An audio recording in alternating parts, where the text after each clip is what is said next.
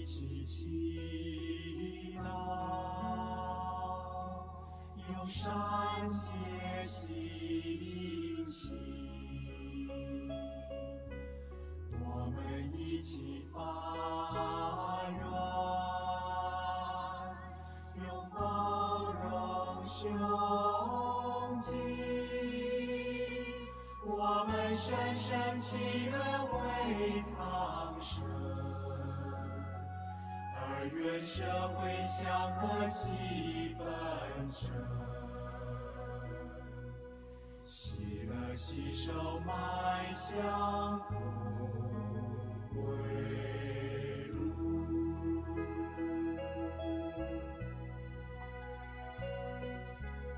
我们一起祈祷，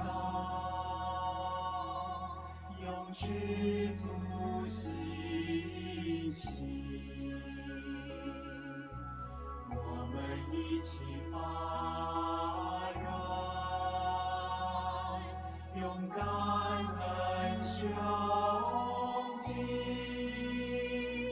我们深深祈愿为苍生，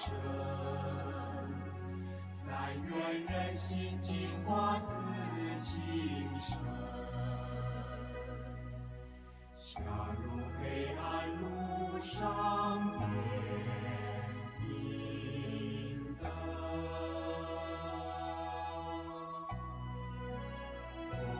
佛啊，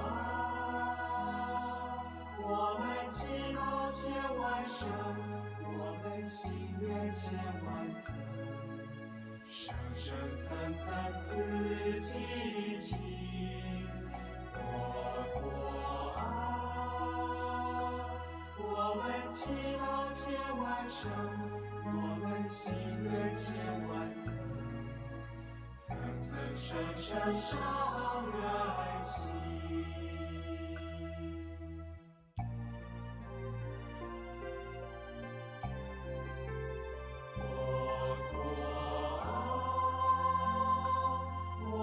祈祷千万声，我们心愿千万次，生生层层次激情，佛啊，我们祈祷千万声，我们心愿千万次，层层生生上人心。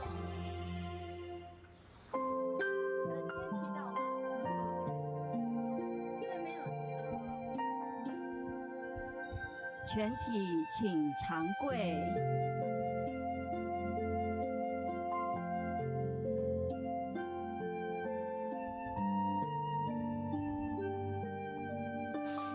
Please kneel.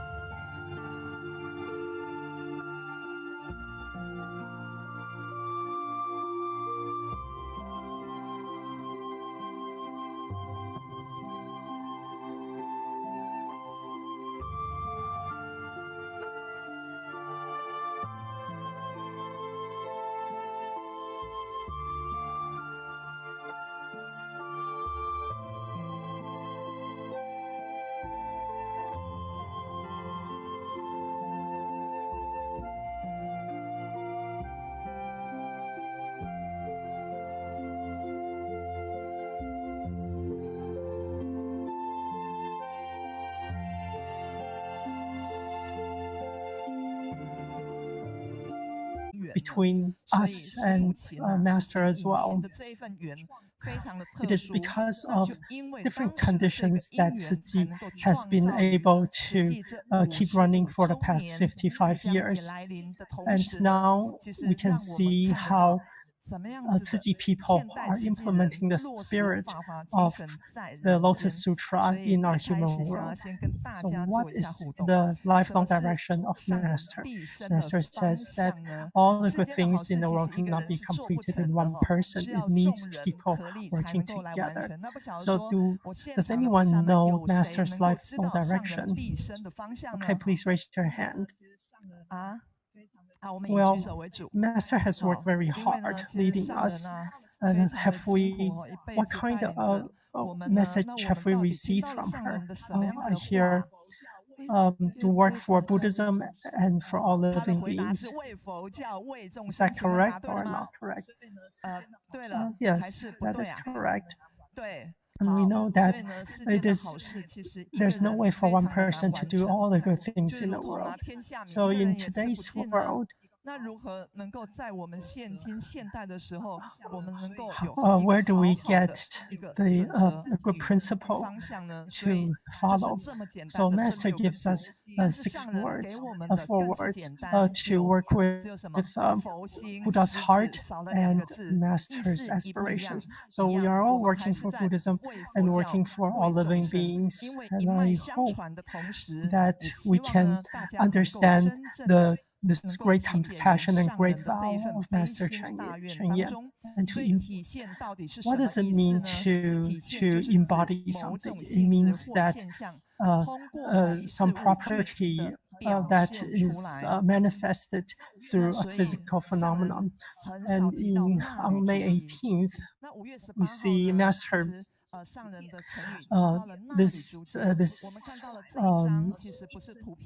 this image is made with tapestry, and this was made by volunteers in the Philippines, but this was not able to be delivered to Master Cheng Yen because of the disruption to the transportation system because of COVID-19. These disciples in the Philippines wanted to present this tapestry to Master, but because they had different skills, it took 9 different volunteers to finish this tapestry. Then Master says that if these people weren't able to connect themselves to collaborate well, then they wouldn't have been able to accomplish this work collaboratively. So we see this very intricate tapestry. So Master, a couple of weeks later, also mentioned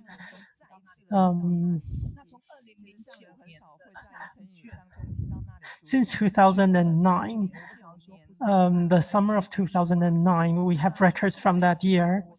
I heard from some of our volunteers that these daily journals of Master are very long.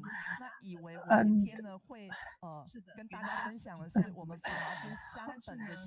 today I want to share with you the 3 books on the preface of the Lotus Sutra that we wrote by compilation of Master's teachings.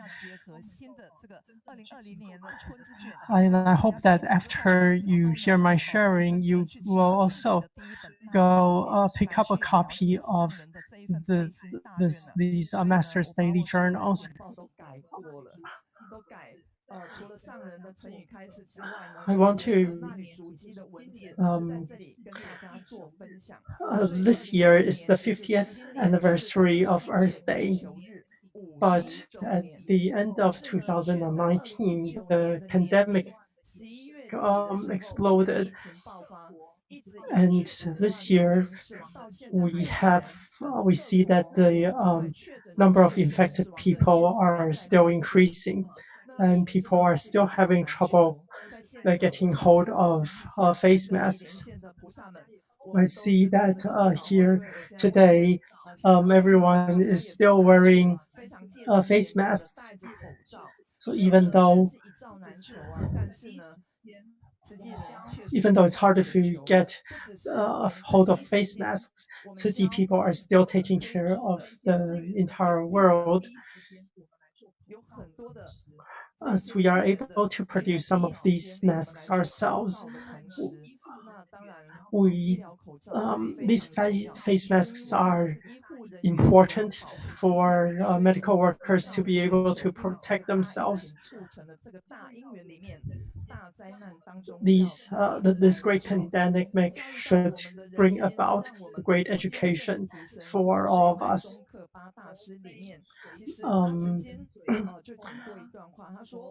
Master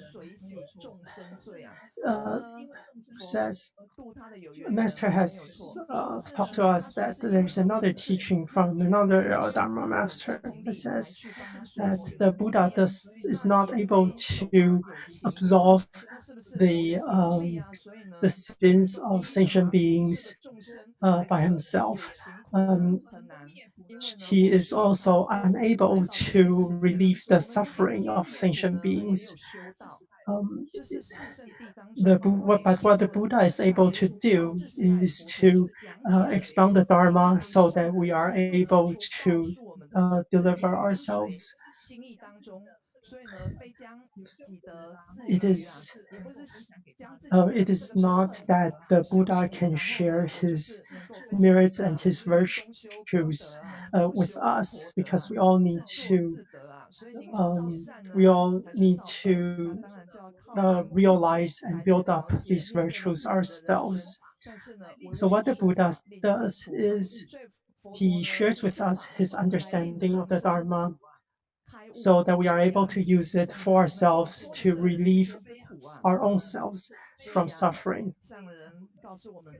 The Master teaches us that at this moment in history, we must be vegetarian, we must do good, and we must be mindful. And this came from also from Master's daily logs from spring of 2020. Through reading these daily logs of Master, it is a very good opportunity for us to understand how Master deals with the situations that she comes across each day. And I know that in our communities, we are studying the preface of the Lotus Sutra, and some of us use fold the pages. We fold the corners of the pages in to mark where we are in the book. And I don't want to comment on whether that is a good practice or not, whether that is a good practice or not. But as for myself, I bookmark with these 3M post-its, so they are removable. And I think that we should also treat Master's works like we treat copies of any sutra. So don't draw on it, and like if you one day you finish the book and you take it to share with others, I think that other people may not be very happy with the markings that we have made on the books.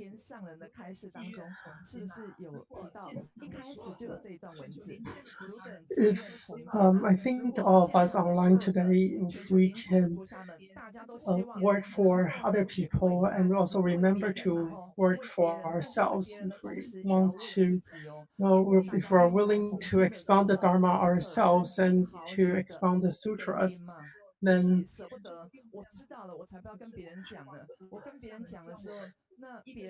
Master hopes that we can pass this from one person to another. And I think if we are willing, and we have over several thousand people, tens of thousands of people today, and we put Buddha's spirit into practice. 所以多宝佛啊，就是有一个遗憾呢。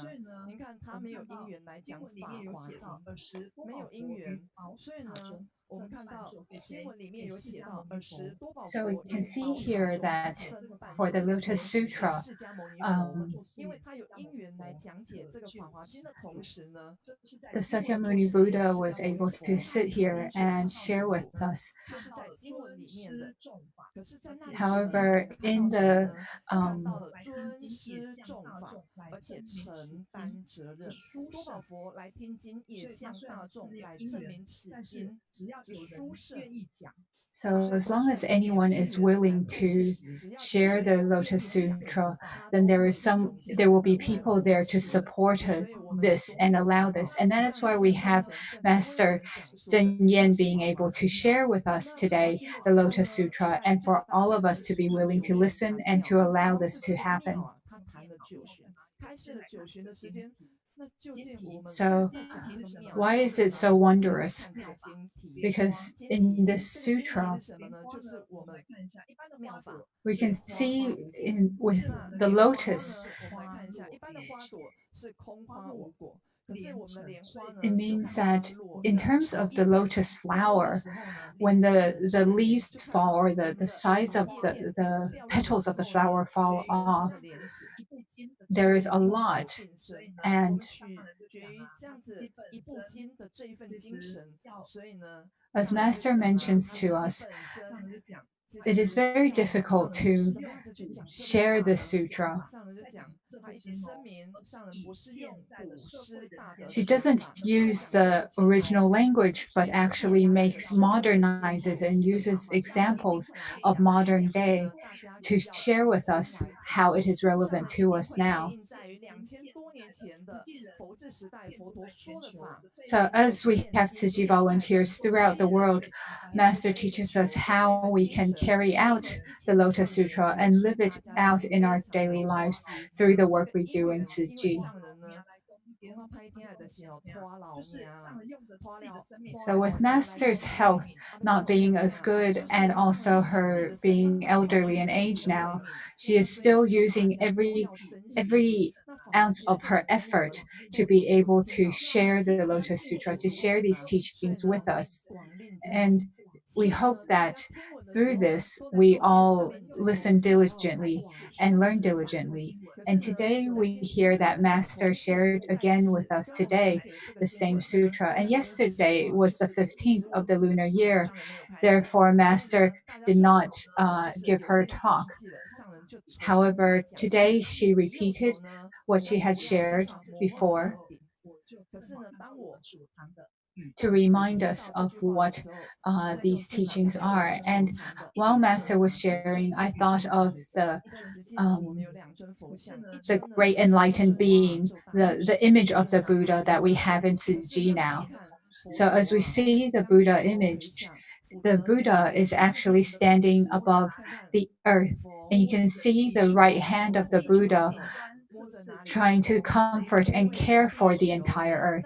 And isn't this how the sutra is trying to share with us? That no matter how we share the teachings and how we care for others,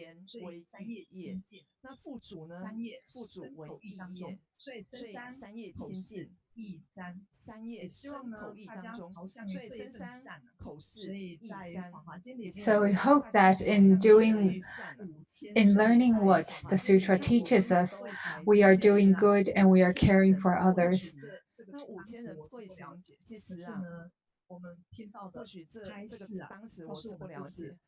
As we hear the teachings, we know that often we are not concentrating as much as we should because of the 5 different senses. So because of our senses, we hear many things, and we hear Master teaching us to go vegetarian, but even though we hear it, we may not put it to practice. And I'm sure there are many people in front of me now who are still not vegetarian. And I hope that through the teachings today, everyone has the affinity and the ability to shoulder and take on the responsibilities. And through the teachings that Master encourages us to do, to practice, we should also continue to actually live out these practices. And here we see that because of the way we eat animals, this is how viruses such as the COVID-19 occurred.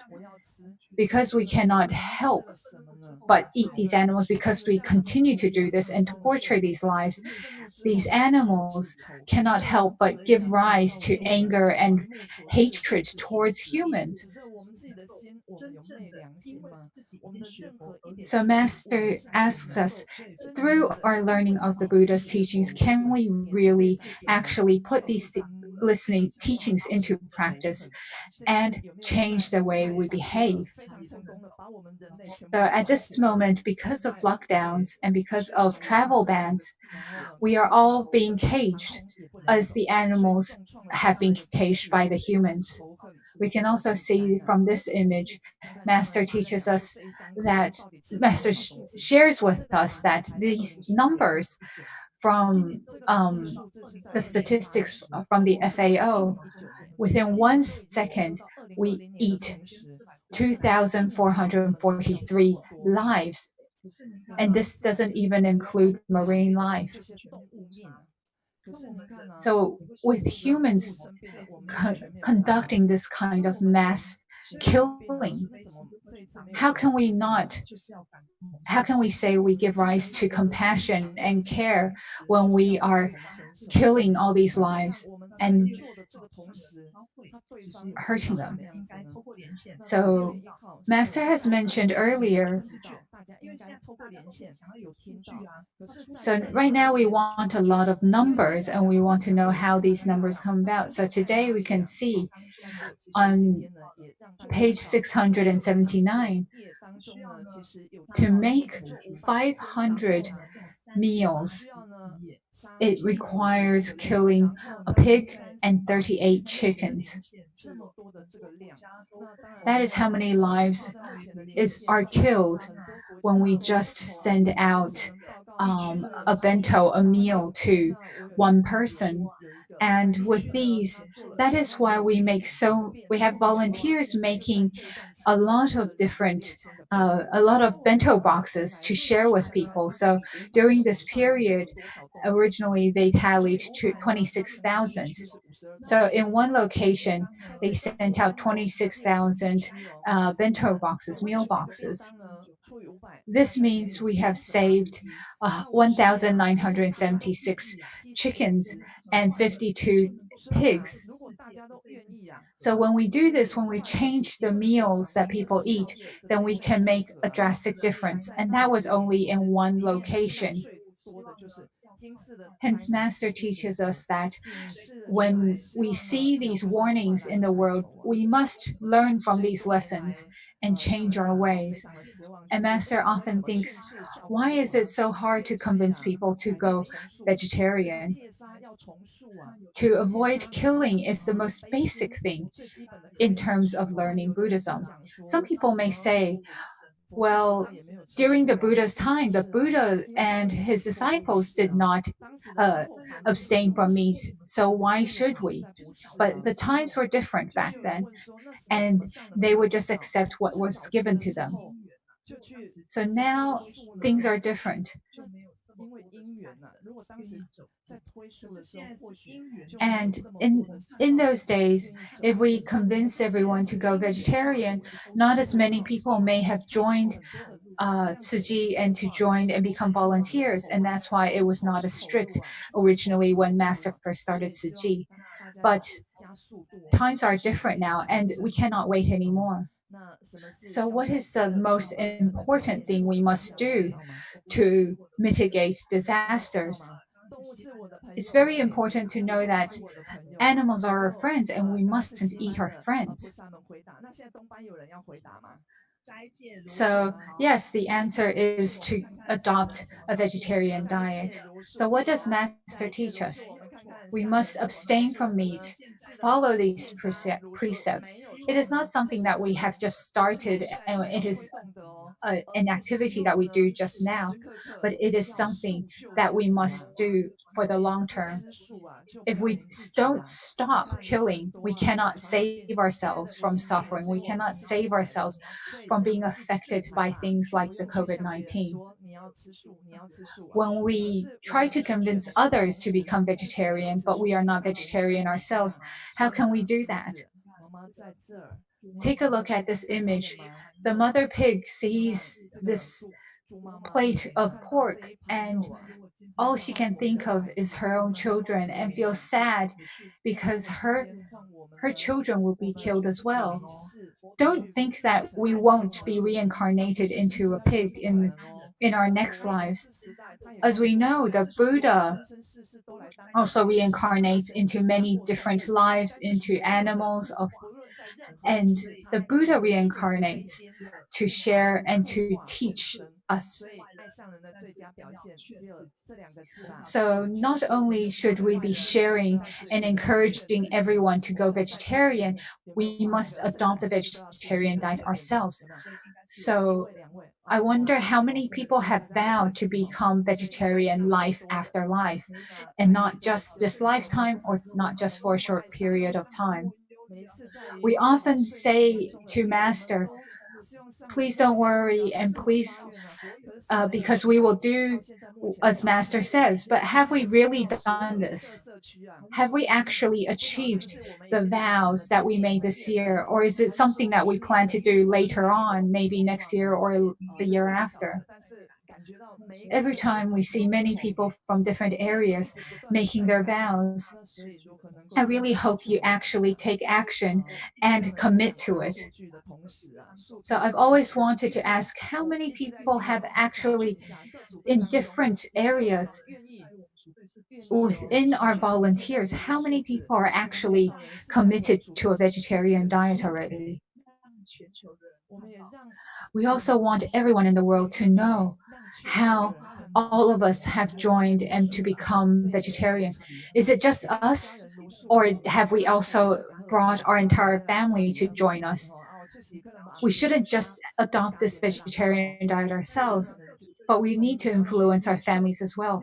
And also the people working in our 4 missions, all the staff as well, whether it's our principal of the schools and our universities, our Dai TV.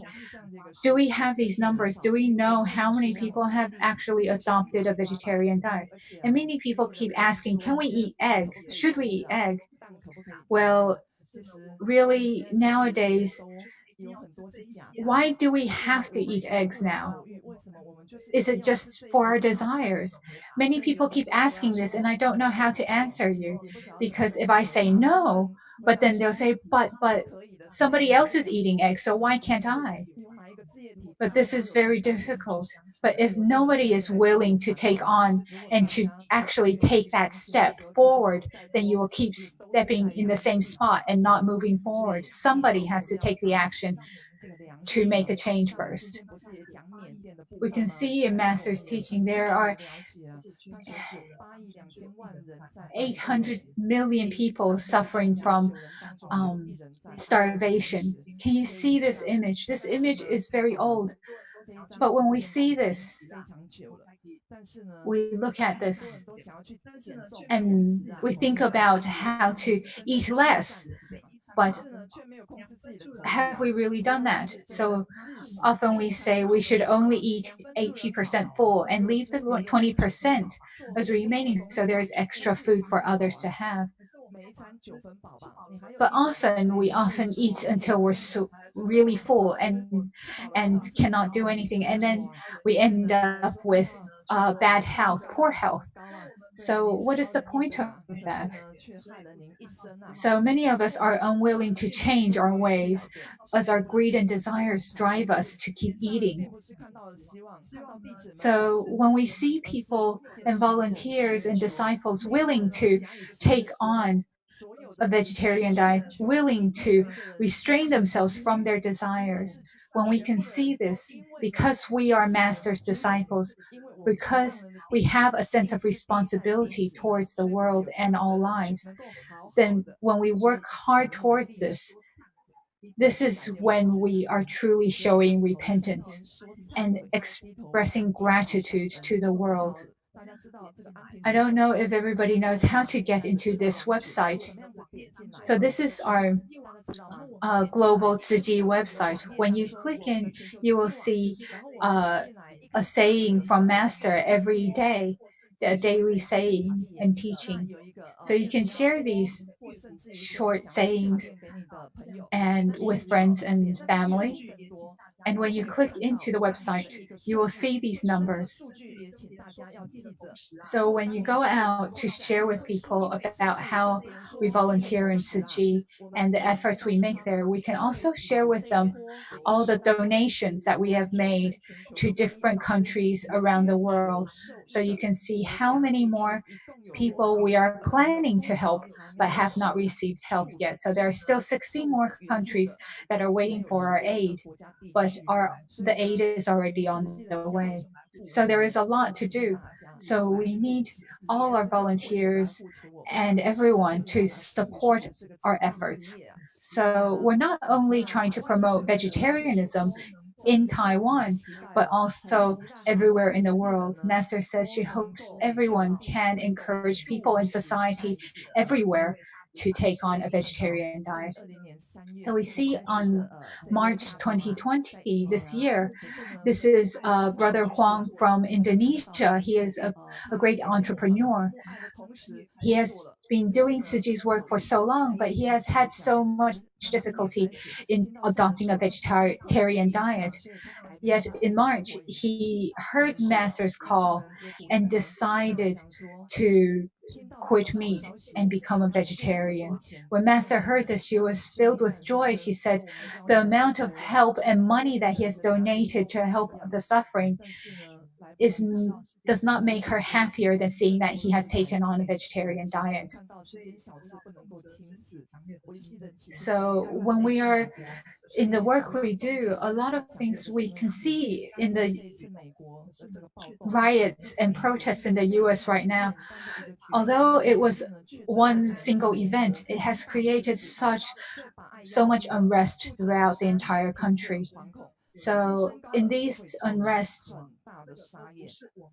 and when people are hurt and killed and harmed, this is not what we want to see. We want to see peace and care and love within all people. And this is what Master wants and encourages everyone to do, especially to our volunteers in the US. Lastly, I'd like to show everyone a video. So at this moment in time, I am sure many of us want to come back to Taiwan, to our spiritual home, to see Master. So when we hear this, when we remain steadfast in our vows and how Master has started Tzu Chi from such simple times where there's very few resources, and yet Master has steadfastly worked hard to continue to help, to work towards Buddhism and for helping all living beings.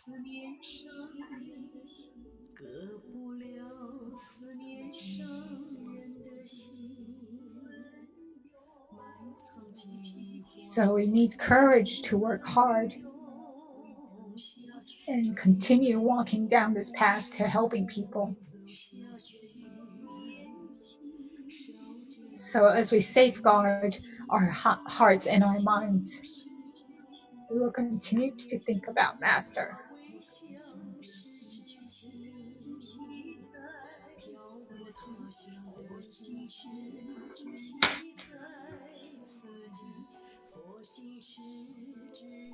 As we look up to the skies and look down to the land, Master's compassion is without bounds. We walk the path that you walk steadfastly and comfort the suffering that you vow to comfort. We do what you say and put your actions into our own actions. We hope that you will not be worried. Our hearts remain connected no matter how far apart we are. We miss you and we will follow you diligently.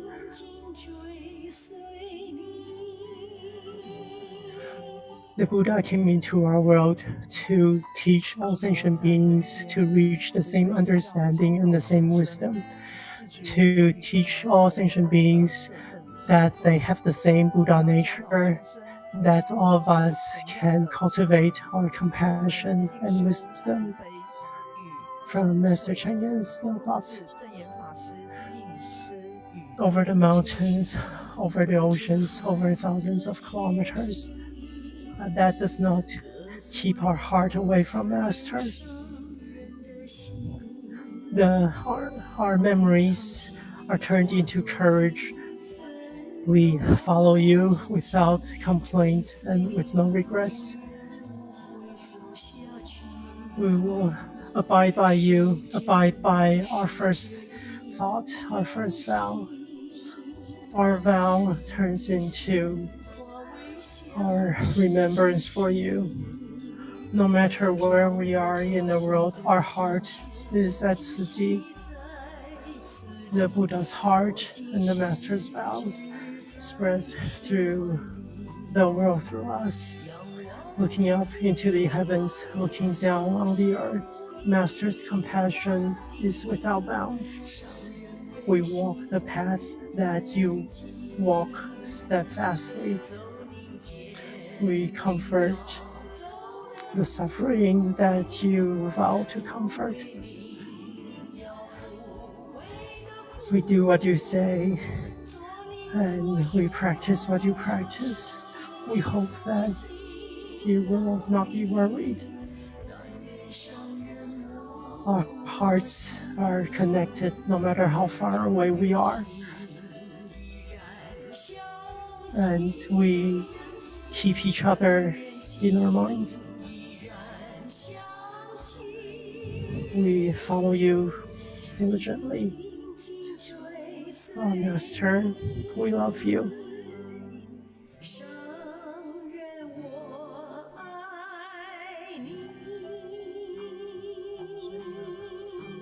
So, Master, I love you. Everyone, we all know how to say this, but how do we put it into practice? We see volunteers in Africa. Distance is not a problem. They are also not kept apart by distance. Different religions, their true love, sincere love knows no boundaries. One of our volunteers shared with us that he's 99% vegetarian. I asked him, what does 99% mean? And he told me that, oh, I'm not always vegetarian. When I go out to gathering with friends, then I'm not vegetarian. I remind him that it is something so minor, but if you're unable to just maintain your principles, then how can you accomplish greater things? Master teaches us that we hope that all sentient beings in all corners of the world will be relieved from their suffering and will cease to create more negative karma. So please keep up with your vows to be vegetarian and hope that as we come back to the world again and again, we do it not with bad karma, but with wisdom that we keep accumulating. Thank you for the time today. Thank you so much. Thank you, Master. Please rise. 感恩师父开示，全体请起立。Bow to the Master. Please bow. 向师父行问讯礼，问讯。We'll see Master Dechan away. 恭送德禅师父。 And thank you for Master's reminders. Since we have made a vow to learn the Dharma and to put Lotus Sutra, the spirit of the Lotus Sutra into practice. As Master teaches us, we need to be vegetarian, to do good, and to be mindful.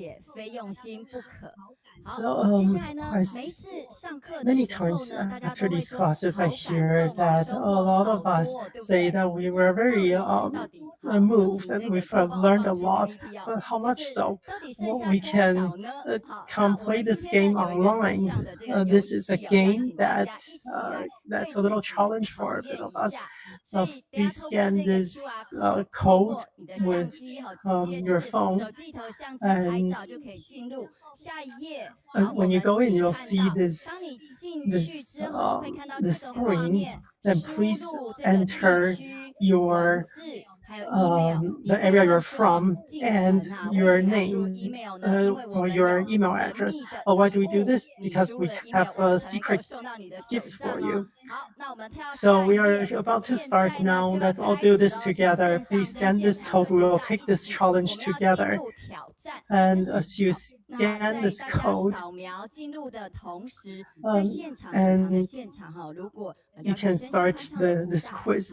Now we will depart the lecture hall. And all Bodhisattvas online, please scan this code together. Let's do this together. 就是现场没有要参加的，要身心宽敞的菩萨就请跟着。好了吗 Okay, have we gotten this? 好了吗？顺利进去了吗？ Are we in the website now?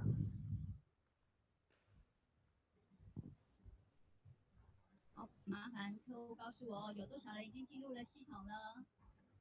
好，麻烦客户告诉我有多少人已经进入了系统了。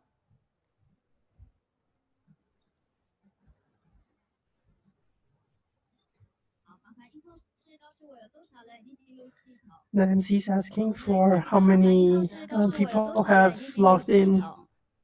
好，我们来看到现场的画面，现场系统的画面。好哦，我们来把电脑的画面投影出来。现在有300多人已经在线上了，来自各个 We have over 300 people online now. 音控室投影出现场的画面。事不宜迟，我们就来开始我们今天的一个挑战赛哦。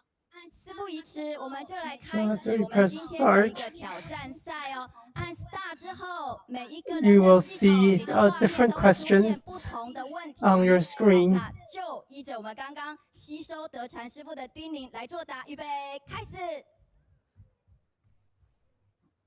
请客户主把 Star 按下去。请客户主把 Star 按下去。预备 ，Go！ Okay, let's go. 预备 ，Go！ 好，我们现在第一名的是李欣莹。好，我们现在第一名的是李欣莹。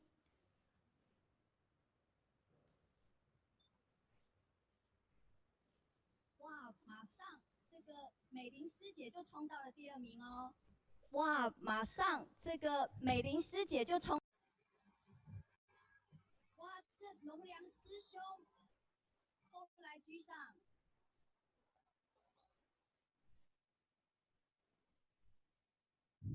香港的美伦师姐加油加油！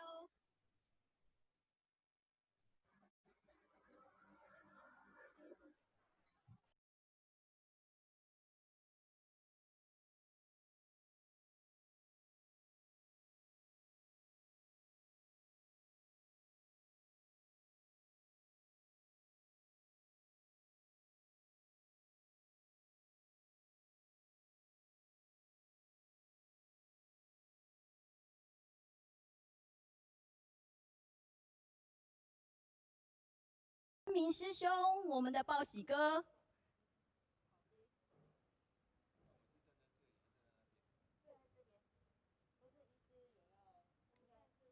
还有师彤师姐哦。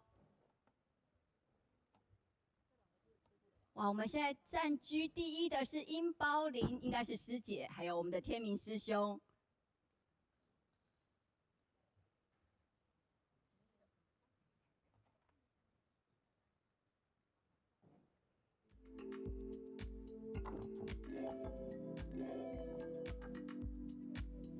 石晨师姐，这是哪里来？这是哪里的师姐？她已经位居第2名喽，加油加油！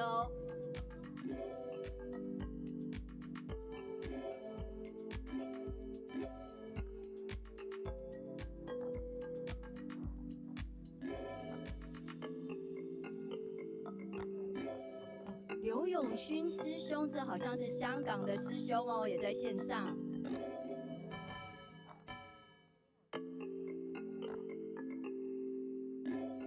新竹的戴清顺师兄，戴清顺师兄后来居上哦。我还看到中国大陆的刘燕师姐。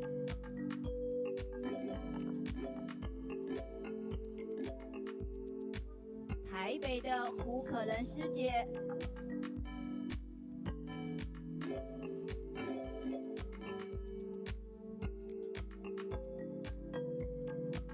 加油加油！认真的作答，因为我们认真的听讲，所以我们就能够回答这一个考验哦。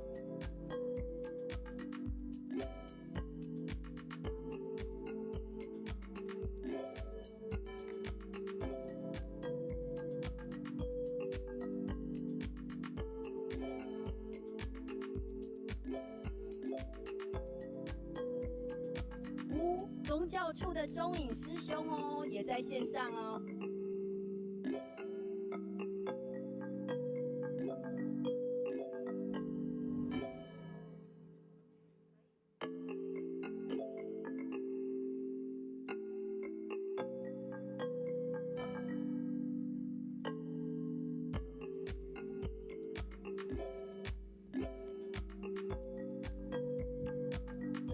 没有关系哦，还没有作答完的家人们没关系哦，一题一题按部就班来，不用紧张。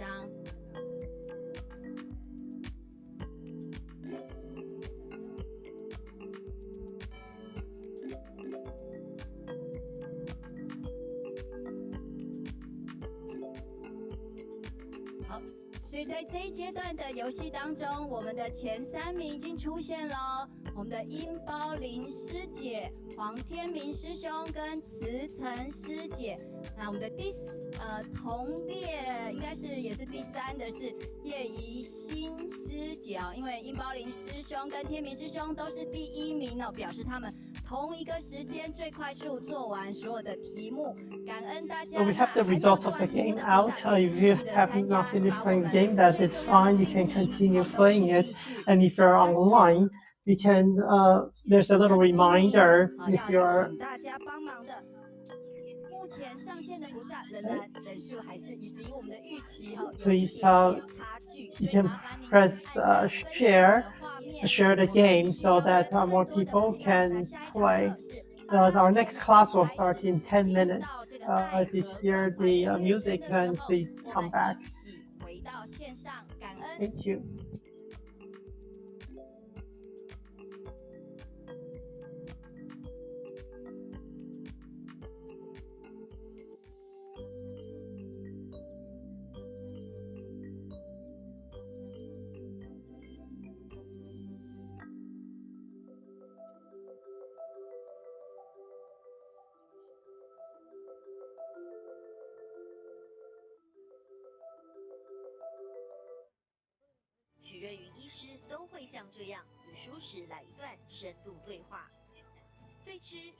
So this is the video on our next speaker, Dr. Xu Ruiyun.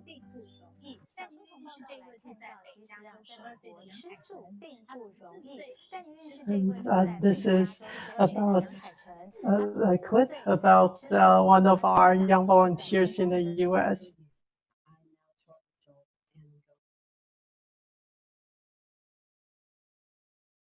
And I'm going into 8th grade.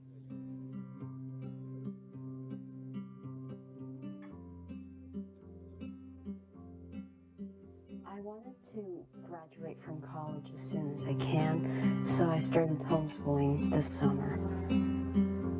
I like programming because it's different from the regular subjects that I do, and I usually program educational ones so I can help people. My vocabulary a couple of years ago was pretty behind, so I wanted to make an app that can help myself and others to practice vocabulary that they need. My dad has a garden, and sometimes we have different vegetables depending on the season. 篮子，就是我们以前都是一直吃肉啊、吃鱼啊，这些觉得还是一个很正常的现象，那从来没有想到就是说会有吃素的这一天。我们吃素主要原因就是当凯成4岁左右的时候，他因为在超市看到杀鱼的现象，所以感到很难过。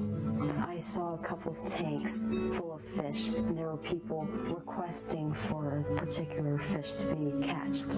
And when the butcher was trying to catch the fish, all of the fish in the tank were actually panicking and swimming all around. And when the butcher got the fish, he washed it and slammed it up really hardly on the table and started chopping it up. And the way he chopped it up really scared me and also shocked me. It made me sad too. So after that, I never wanted to eat meat.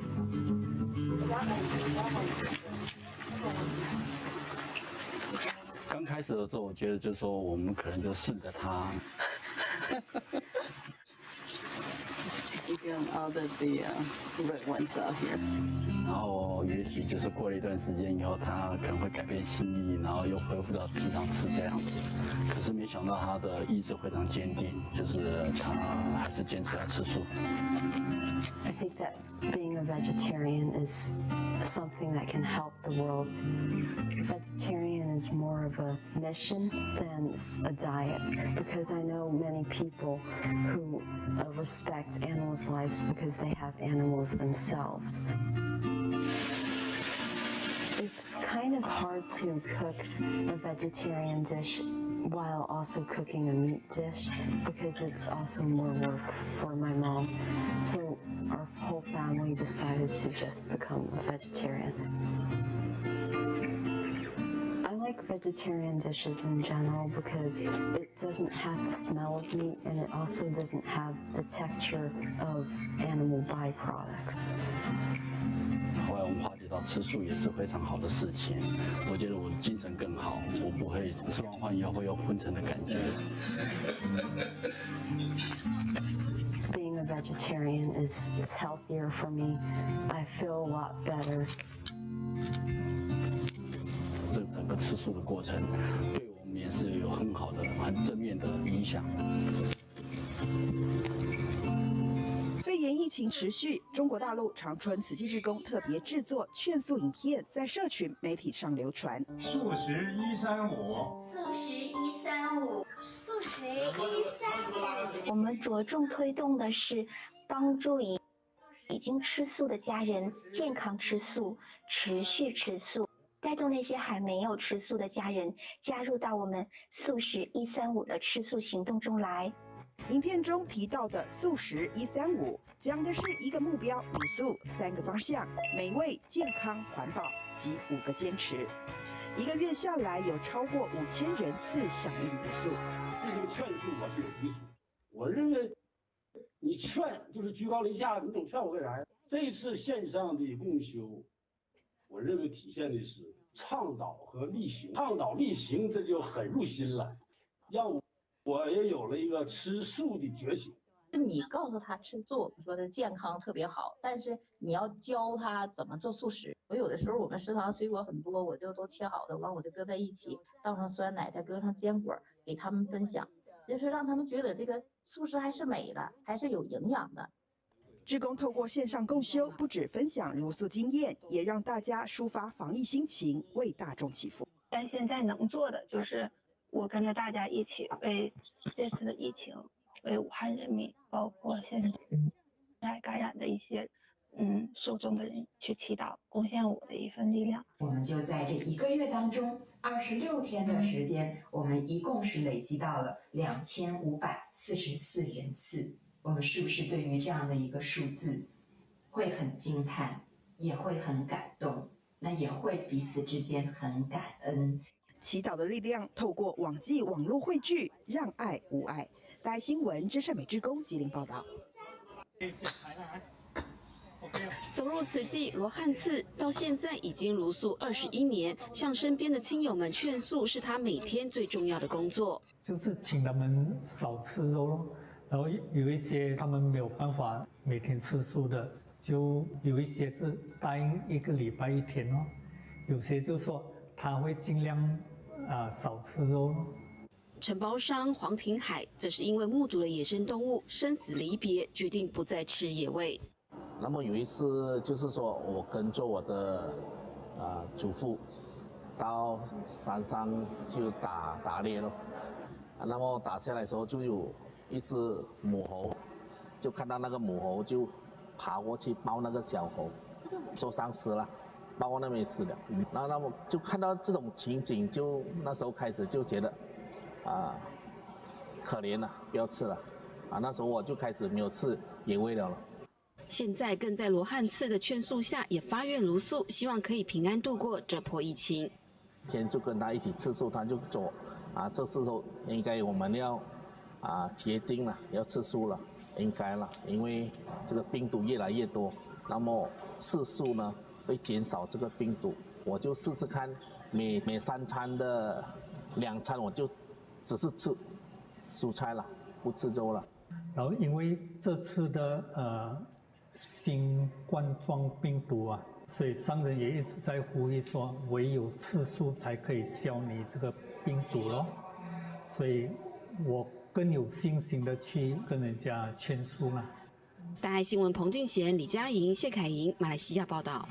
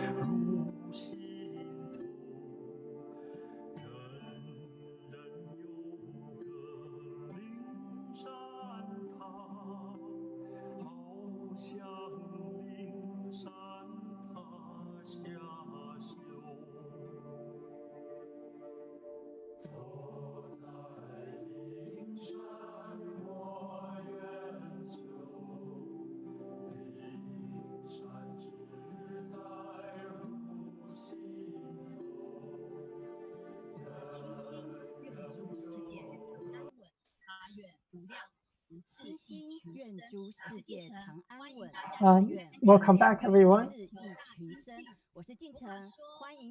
Buddha teaches us that the heart gives rise to everything. Medicine also teaches us that many diseases come from the heart and the mind. So next class, we like to invite Dr. Xu from the Energy Medicine Center of Hualien Hospital, and Dr. Zheng from also the same department.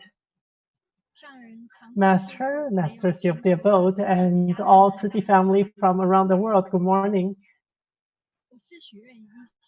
I'm Dr. Xu, and I'm Dr. Zheng. We're very happy to be able to share with everyone in the face of this pandemic, how do we achieve peace of mind? I think that everyone knows that this year is a very important year in human history, because everyone has felt that this coronavirus pandemic ravaging our entire world, and that has made it necessary for us to change our lifestyles.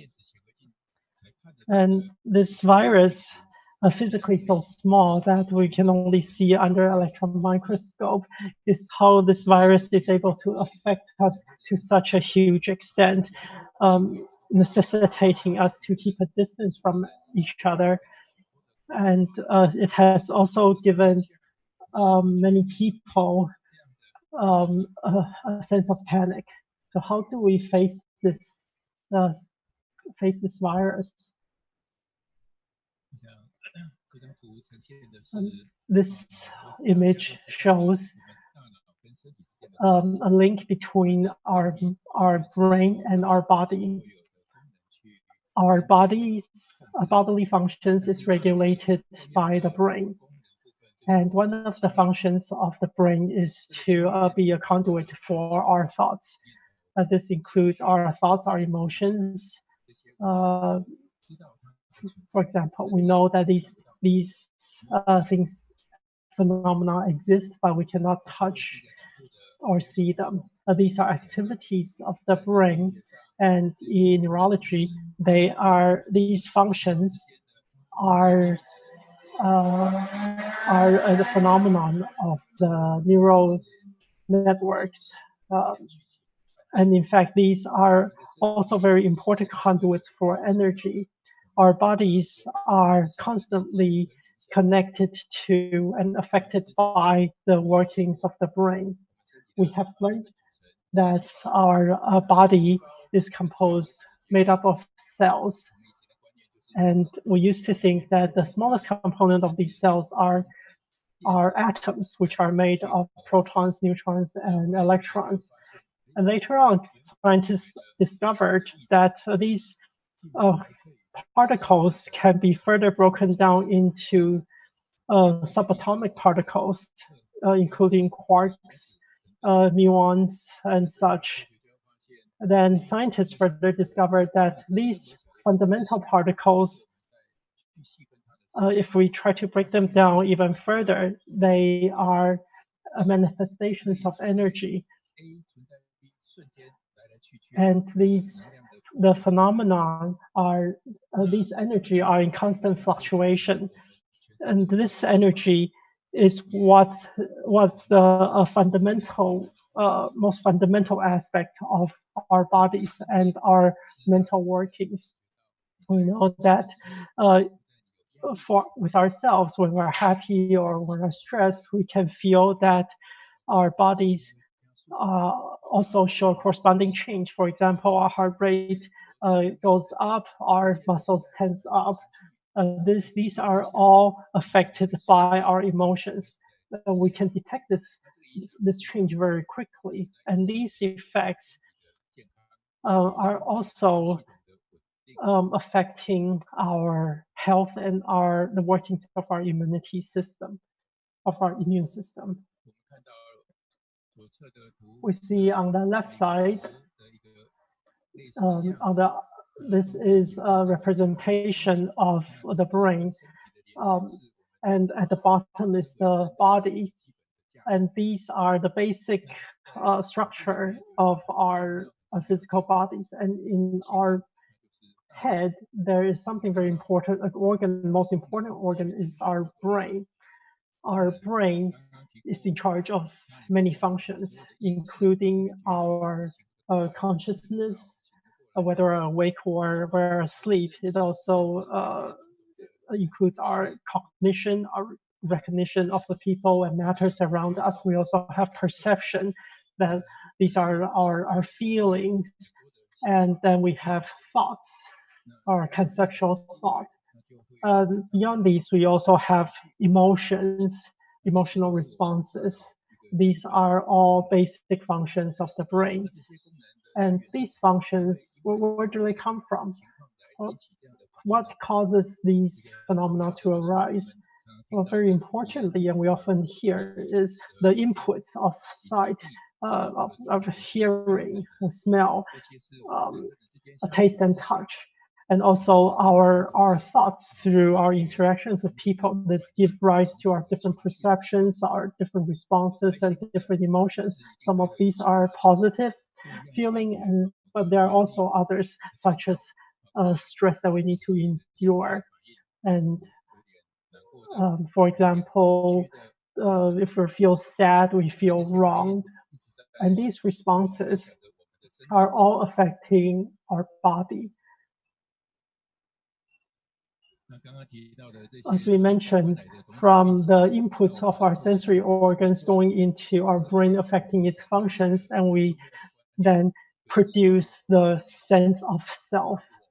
And this sense of self, we feel that we are in charge of our bodies, of our brains, and I recognize this to be the boundary of me. And as soon as we get the sense of me, then we start to get the sense of you. So what is not me? We have the concept of you, concept of others, and these concepts and our memories then combine together to form our personalities, the things that we like, the things we want to avoid, the things we are willing to accept. These all come out of the workings of our mind and our brain. These all things all accumulate from the time of birth to today that determine how we our habits in reacting to the phenomenon of the external world. And in this image, we see the linkage between the change of our body and how these changes affect create illnesses. So we break down on the left hand side, we break down our existence into three layers. First, the bodily layer, and then the emotional layer, or the mind layer, and finally the spiritual layer. This spiritual layer refers to our possibly our faith and our interpersonal relations. So the body, the mind, and the spirit are very closely related to each other. The different interactions among people produce different emotions like anger, stress, happiness. These affect the fluctuations in our mental state.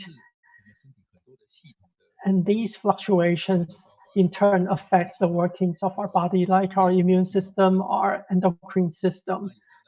And these also give rise to our chronic inflammations.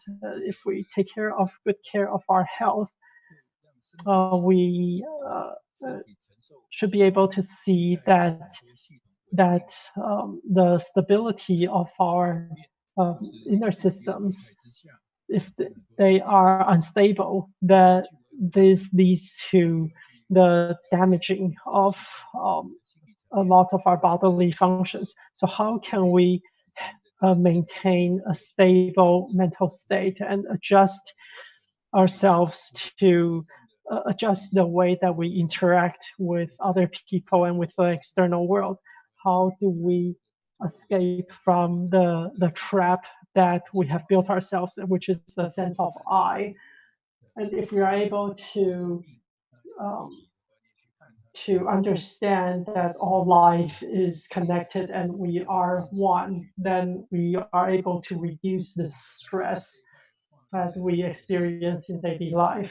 So this part where I have just boxed is a leverage point for improving our health. This is the source of many of our illnesses. So this is how we can maintain equanimity of mind in interaction with the external world and with other people. This is a part that largely determines our health. Next, we'll have Dr. Shi share with us some clinical studies. So in the hospital, we take care of a lot of problems related to the immune system. So how do these problems manifest? Mostly we can there are things that we can see with our naked eyes, like changes to the skin. But there are some problems that we cannot see, such as high blood pressure and such. Here we see this hand that has a skin disease. This is the hand of a female who has been troubled by this skin condition. Her problem the root of her problem is self-criticism. She often feels that she's not doing a good enough job. She puts a lot of doubt on the way she handles things, on her own ability. And to be able to release herself, if we release herself from this self-criticism, then her hand was healed within a matter of days. But if we are unable to keep this up, and we slip fast, we relapse back into a habit of self-criticism, then this condition will come back. So if these symptoms come back, then how can we fix ourselves again and come back to a state of harmony? Here we look at another case. This took longer to develop because we see this affected area is actually a very thick area of skin, and this case took about half a year to return back to normal. And the problem of this case is the patient had a lot of sadness. The person felt unsure about the future. The patient had not received a lot of affirmation when the patient was growing up, but rather received a lot of negative feedback. So the patient was short on a sense of self-respect. So the patient has tried a lot of direct intervention methods, like putting ointment on this affected skin area, until the patient came to our clinic, and where we made the change from the inside. We need to find the source of this problem. We need to recognize that these symptoms are simply symptoms of a deeper problem. So if we can change the problem, take care of the problem from its root, then these symptoms will take care of themselves and will recover by themselves. There's a very cute little girl. When she came to see me, this is what she looked like. It is a very typical case of overconsumption of steroids. And when on the onset of her disease, when she was 19, she went to many different doctors in Taiwan. Doctors knew that this was a problem with the immune system problem, but they didn't know how to fix it. They know that this is a problem with the immune system attacking her own body. So besides steroids, she also took other medicine that she also took chemotherapy until the point that her blood cells, she had a very low blood cell count.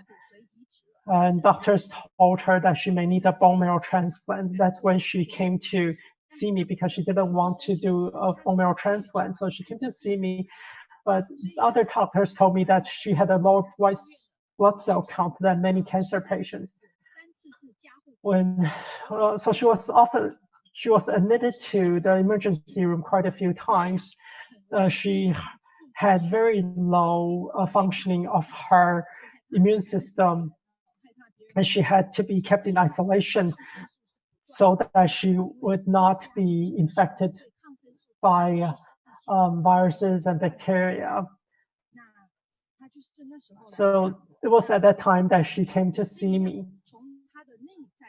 So we started to treat her from the inside. This is her 1 year later. After 1 year, she has stopped taking all medicine, and this was a huge difference. And she that's when she also made a vow to also be a medical worker. Also, she is now graduated from our Chinese medicine, School of Chinese Medicine, and she's about to become a practicing Chinese doctor. So why are some diseases unable to be cured? That is because we have not been able to treat it at its root. So next, we understand that the heart is very important, the mind is important. What state is it in? Many of us know about mindfulness, but we also confuse it with positive thinking. So what's the difference between mindfulness and positive thinking? In fact, quite different. Mindfulness in Buddhism is talks about our thinking, our feelings, being in a state of being unbiased, not tending to extremes, that we exist in the present,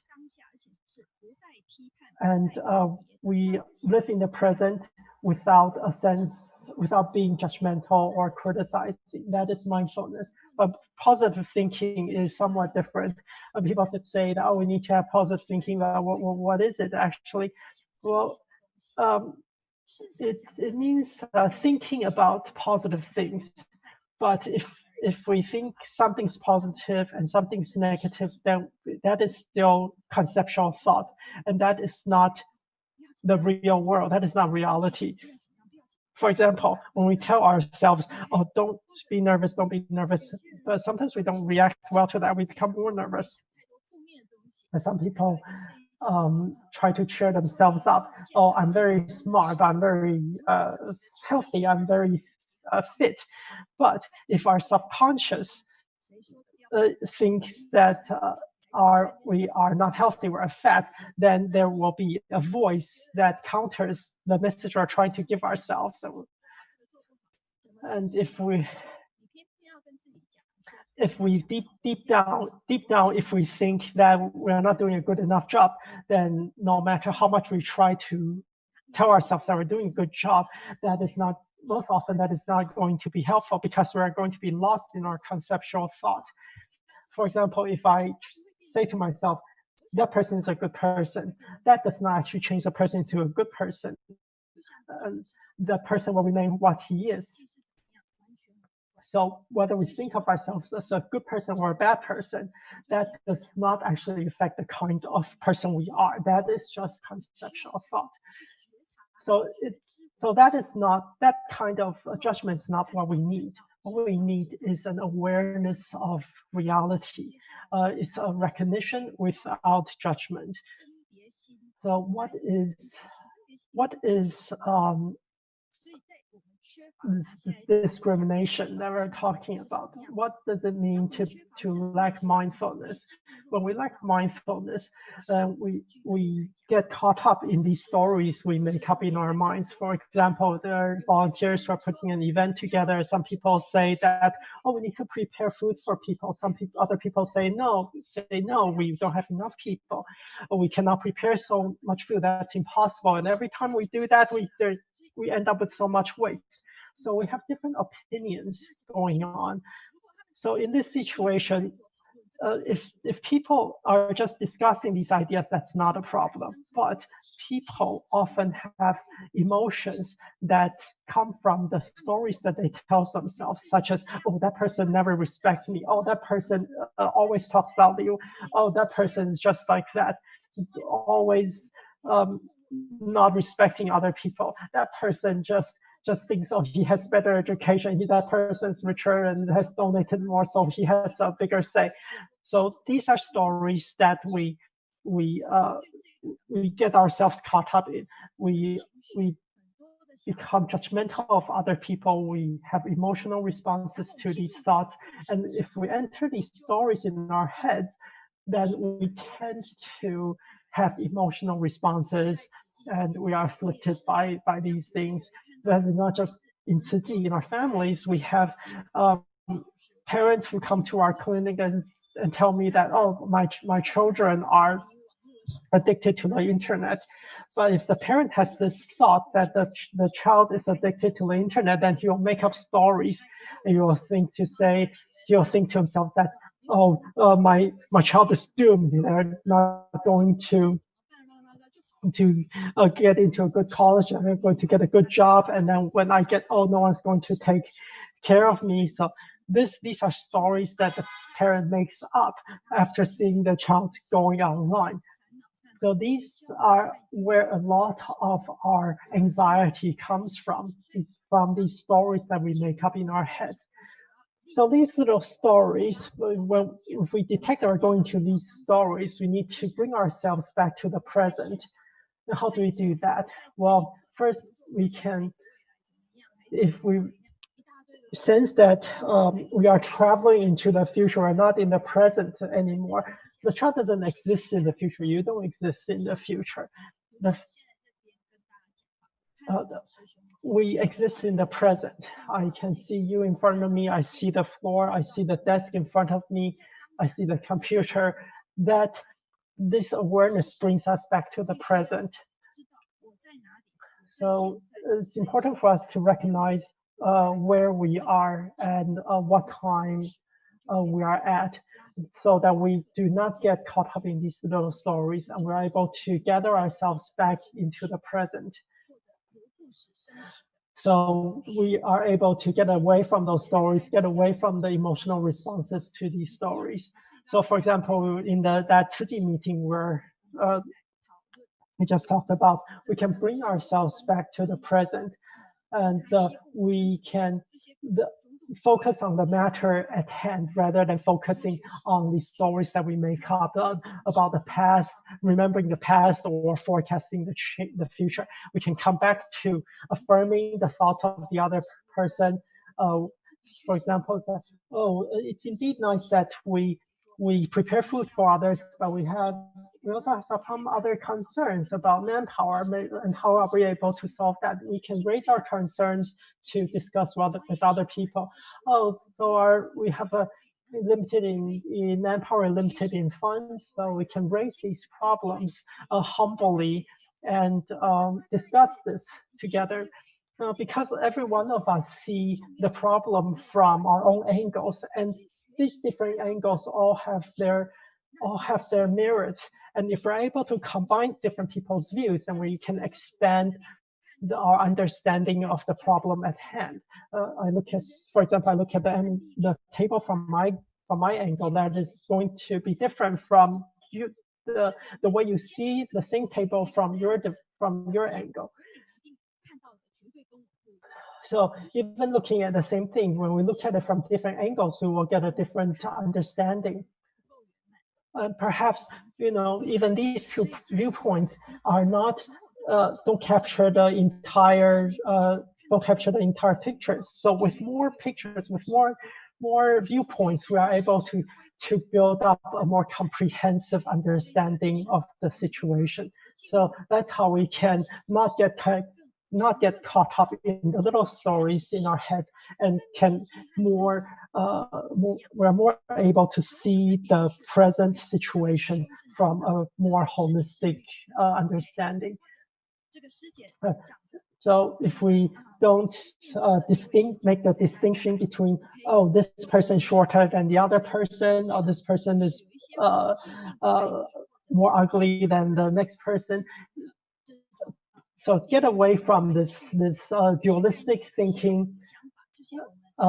Get away from this judgments and descriptions. We don't need to assign different meanings and traits to what we see. That we are educated. And this knowledge gives us all these tags that we can put onto different things. But when going back to our childhood, before we learned all these things, we didn't used to have that. But distinguishing among things in and of itself does not cause problems. But if we start having preferences to these things, that's where problems come from. If we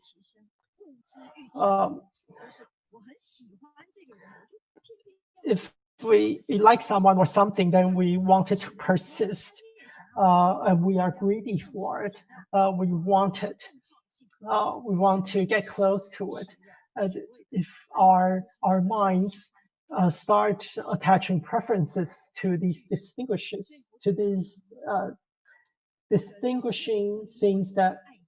distinguishments that we make, then we start to tend to be attracted, and we prefer the things that are good for us, that we like, and we dislike the things that are not good for us, and we want to avoid them.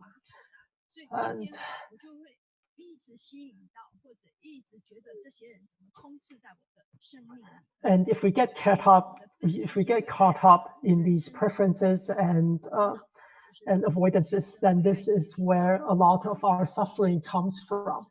As the Buddha taught us, these are one of the sources of suffering in life. So,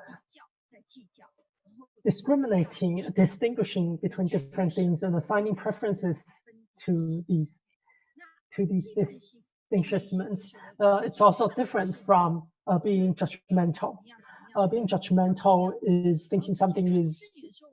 Being judgmental is if we don't like the way that some phenomenon looks or turns out to be. For example, I think that this vegetable should be cut this way, this thing should be cooked that way, this matter should be run this way, and I want to teach you because I have more experience than you.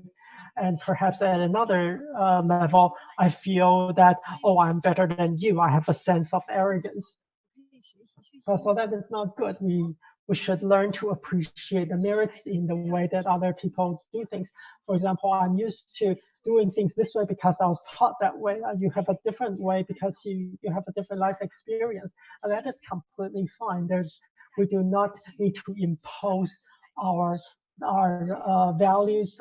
We do not need to impose our ways onto other people. When we learn to appreciate, we learn to be empathic, then these a lot of this judgment will then vanish from our minds. If we are not able to empathize with other people, then we will tend to judge others, and this will tend to put us into a state of aversion and even hate. Well, the mind, our thoughts give rise to emotions, and these emotions then give rise to our physical responses, fight or flight response. So if we're not mindful of our thoughts, then we are controlled by our emotions, and we get into emotional response of fight, flight, or freeze. So once we get into the more primitive parts of our brains, then we lose the ability of our of the more human brain of our I guess of our prefrontal cortex, and we are then enslaved by our primitive brains and our emotional responses. So if we're able to be mindful all the time, then we will not give rise to all these ensuing problems. So if we keep our mind in mindfulness, then our minds are open, we are calm, we are rational, and we are wise. And we are able to abide in the moment open-mindedly and give rise to wisdom. And if we lose our mindfulness, what makes us lose mindfulness? For example, if we are affected by alarmist news reports, for example, the media reporting that the population a large part of the population may be affected by COVID-19. If we look back, at least in Taiwan, back in those times, those media reports can be considered alarmist. And that has affected a lot of us and gave rise to emotional responses in many people. I think perhaps what would be good to do is beware of the news programs that tend to take a more alarmist stance on things, angle. Remember to come back to the present. Another reason for losing mindfulness is, as Master Chan just mentioned, eating animals and fish. How does this affect us? Well, when an animal is not endangered, an animal is content. But when we want to slaughter the animal, they are frightened. All these sentient animals have feelings, have emotions. If we want to kill them, they know they have fear, they have sadness, they cry, they're full of emotions, and these emotions are energy.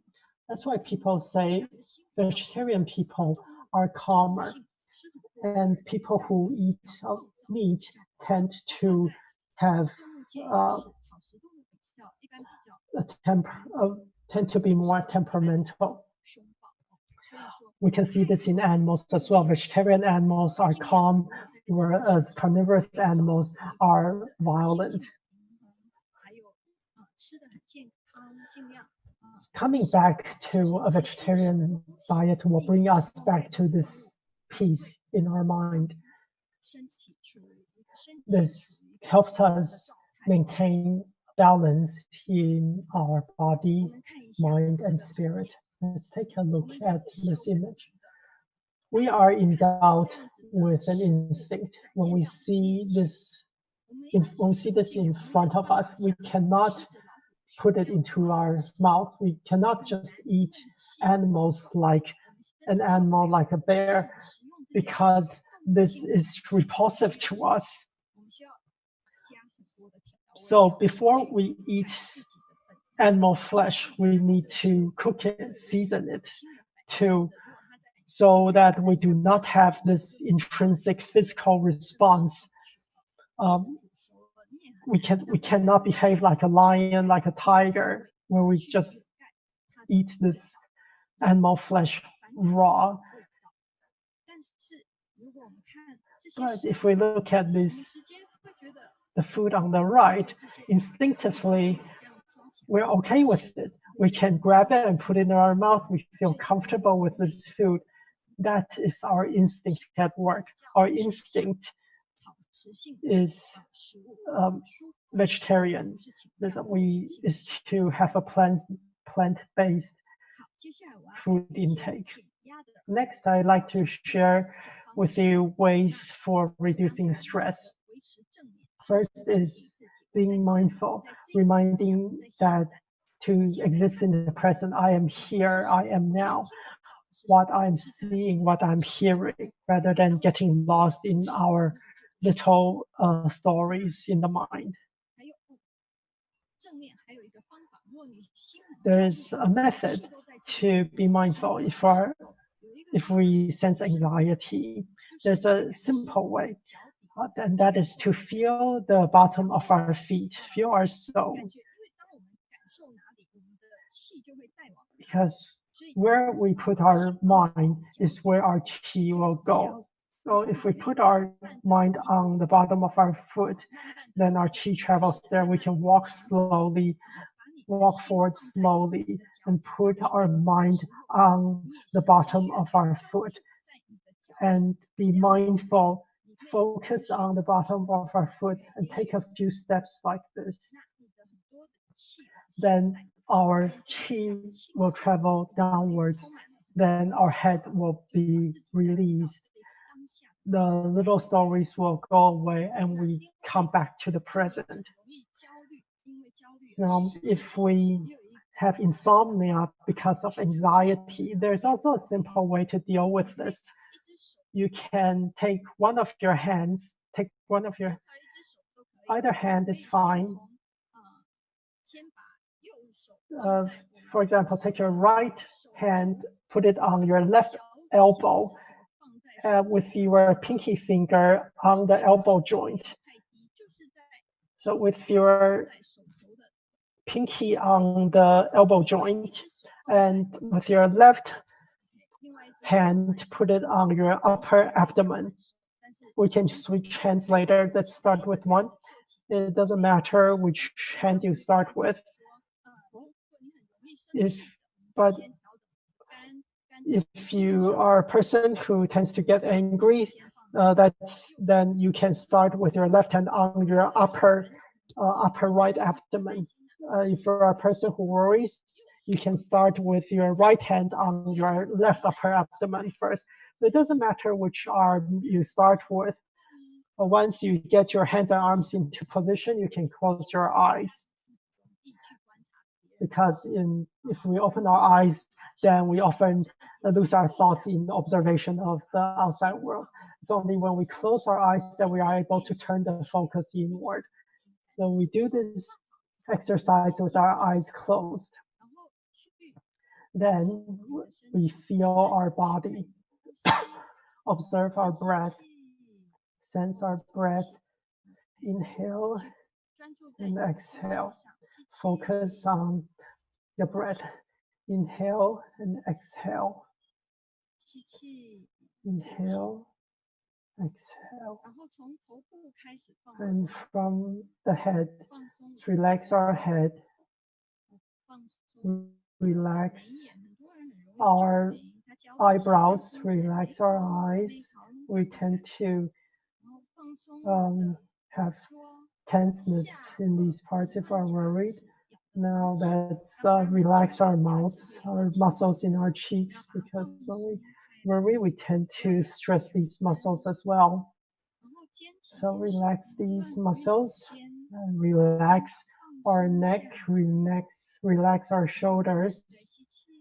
Inhale, exhale. Observe our body, which parts are tight. Relax those parts. Relax that part. Slowly inhale and exhale. Then, as you feel more relaxed, you can switch hands. Again, we start from the top of our head. Relax our head, relax our eyebrows, our eyes. After a few minutes like this, we are able to calm our anxiety and our worries. We will feel more comfortable. We may feel sleepy. Today there's a lot to cover, so I'll need to skip this part. I think that today we have talked about a lot about mindfulness. As we mentioned, the body, mind, and spirit. The mental part is most important. If we're able to take care of ourselves mentally, then we can take care of our bodies. Our bodies will become better, our health becomes better when our mind is stable and centered. If we find the problems of the root of our problems, the mental root of our problems, and treat ourselves there, then we are able to reverse many of our ailments. We on Earth, we exist together with other organisms, with the whole ecology. This includes all organisms, all microorganisms, including viruses, bacteria, plants, animals, all life, all matter and energy. We all coexist. And if we humankind keep damaging this greater ecology, then we will pay a corresponding price that will threaten the very existence of humankind. Finally, we mentioned how to see these things that coexist with us. One is with an attitude of harmony, peace, and unity. That is one way to exist with other things, and our bodies will be balanced, and our immune system will be healthy, and our body will be able to recuperate and repair itself. But on the other hand, if we see the world with an attitude of competition, of conflict, and exclusiveness, then our bodies will endure a lot of stress. Our immune system will not be healthy, will be unstable, that will cause other more extreme responses in the body that lead to infections and other damages to the body, as we have seen in many of our clinical cases, who even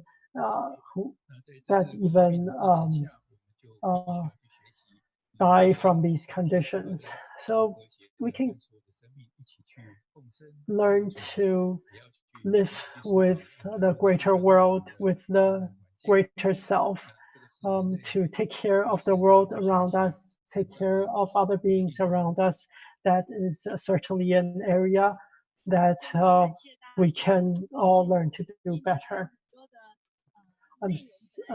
There's still a lot more material that we had want to share with everyone. I hope we will have the chance to do that in the future. Thank you, everyone. Thank you, Dr. Shi and Dr. Zheng. So next time, we would love to invite you again to share with us on this class. So Dr. Shi says that if needed, you can come to see her in the Energy Medicine Center in Hualien Tzu Hospital. We see a lot of questions on our live streaming.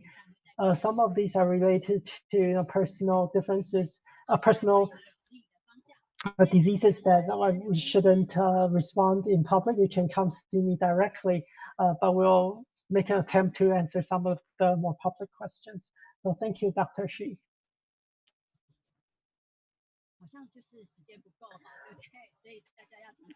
I think we are definitely a little short on time, so please do come back to our future diligence classes. So this was a wonderful, very classic class. So how much do you remember? Well, let's see. This is another quiz coming up. Let's come back to this QR code. And as we come into this page, this is where the white box is where we put in our area, so our country or region we're from, and a way we can contact you, either email or phone number is fine. And then the QR code is next. If you need to go to the bathroom, please rise and help yourselves.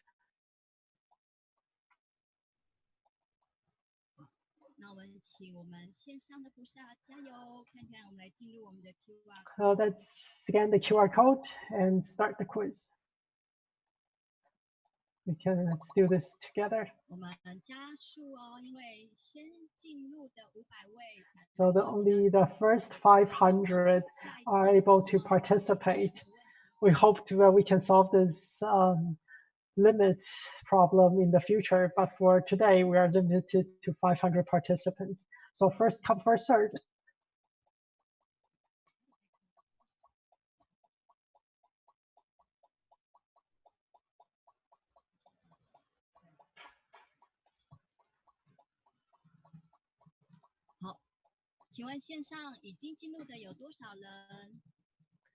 MC is asking how many people have signed up online.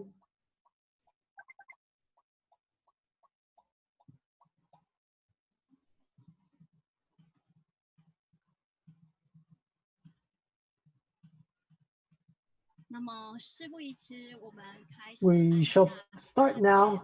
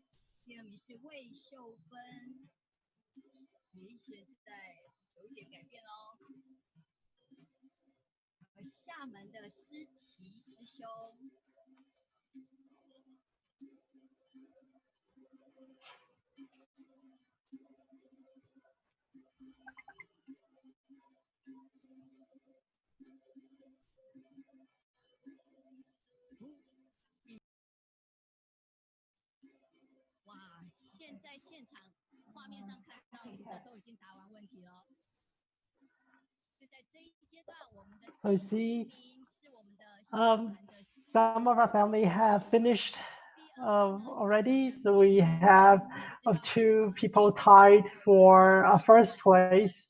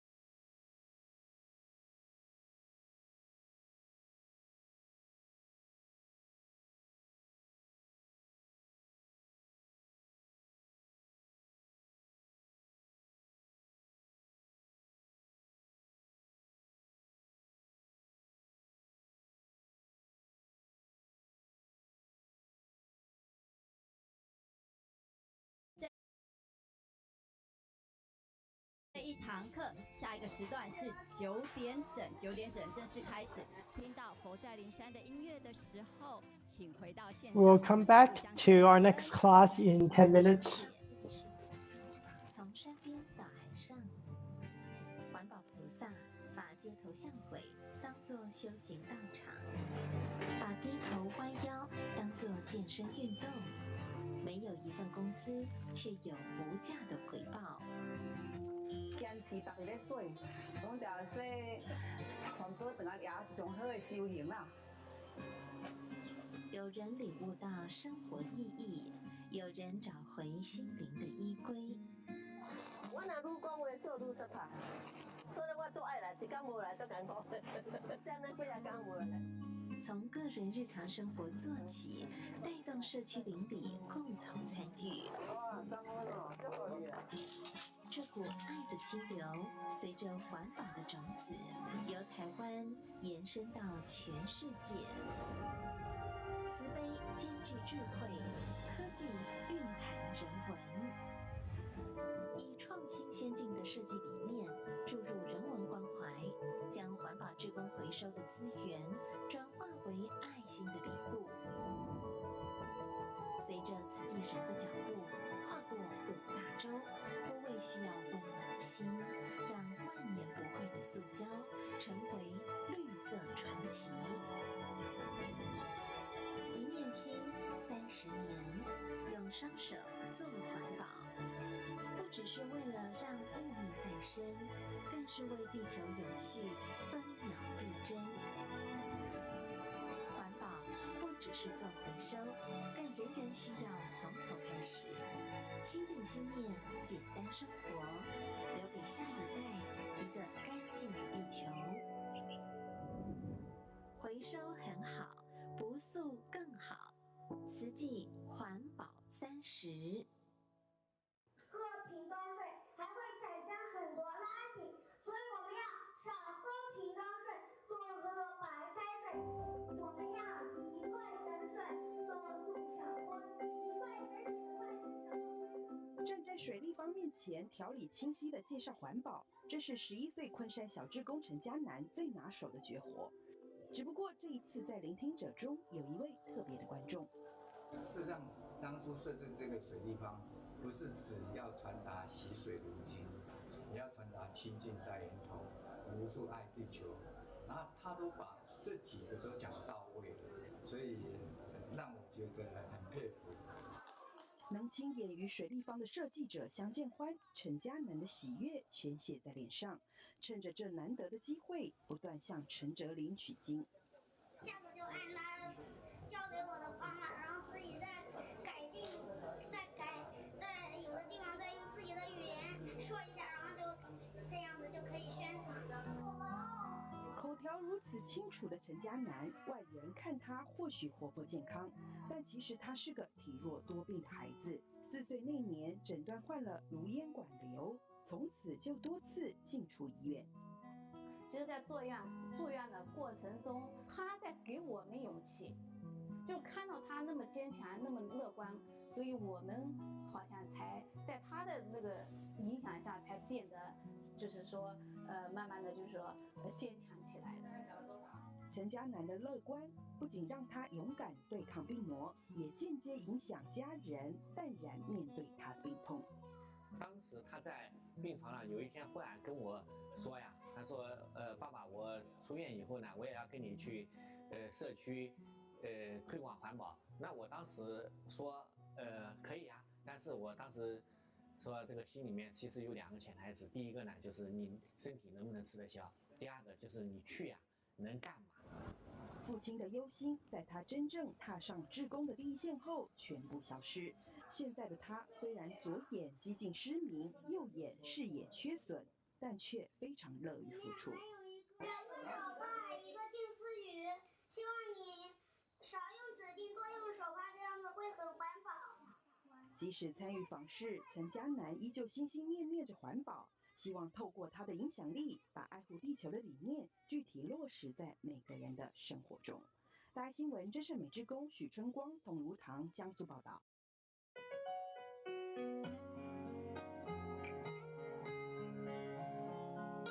你今年几岁？98啊。啊，你来做环保做几年啊？做30年了。我94岁，做环保30年啊。我今年101岁啊。我做环保30年啊。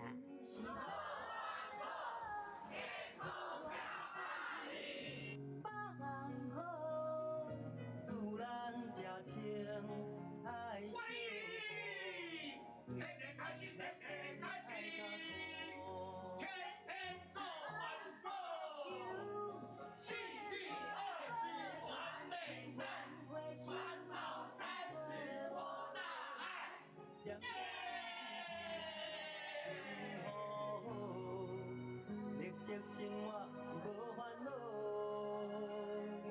行出环保路，责任严看有撇步。上面是用那个吸管做的，这个是回收的毛帽。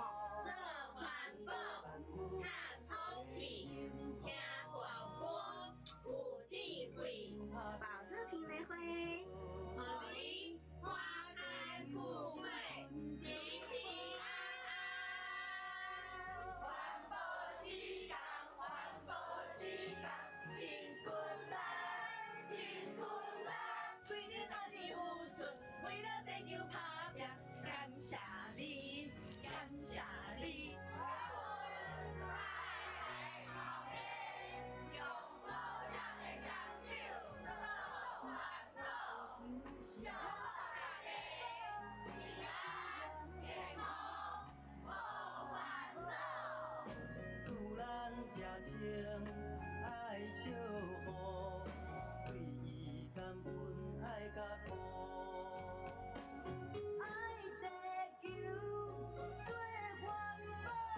把椰蛋道具回收到元旦哦，我们一起学猫叫，一起喵喵喵喵喵，亲近源头感恩心，节能减碳一起来。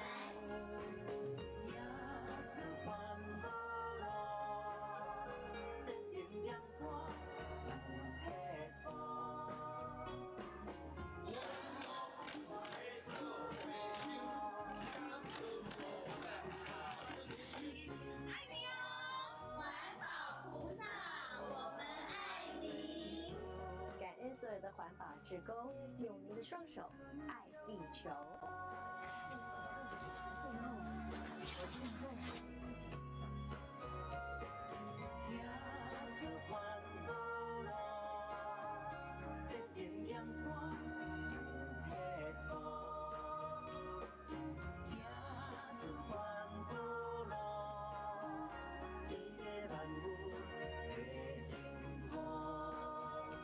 保护地球，造福人间，从自己做起。真正的环保是爱山、爱海、爱一切万物。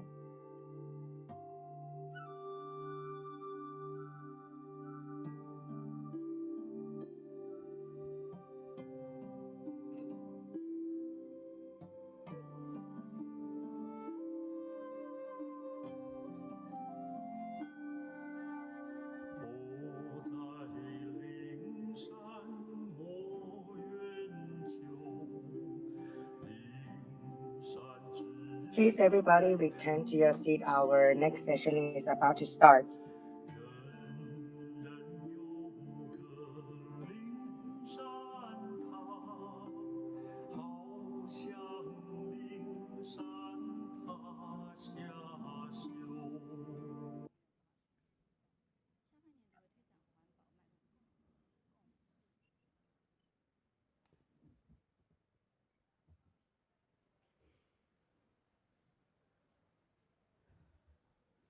信心愿诸世界常安稳，无量福至益群生。Our class is going to start now. Please everybody return and everybody help to 从1990 get 年 back 8 to 月 your seat. 23号的那一天，上人受邀到新民工商来进行演讲。当天，上人也勉励众人要以鼓掌的双手做环保。Starting from the beginning where Master Chen Yan gave a speech about the recycling, that is when the Tzu Chi recycling has started.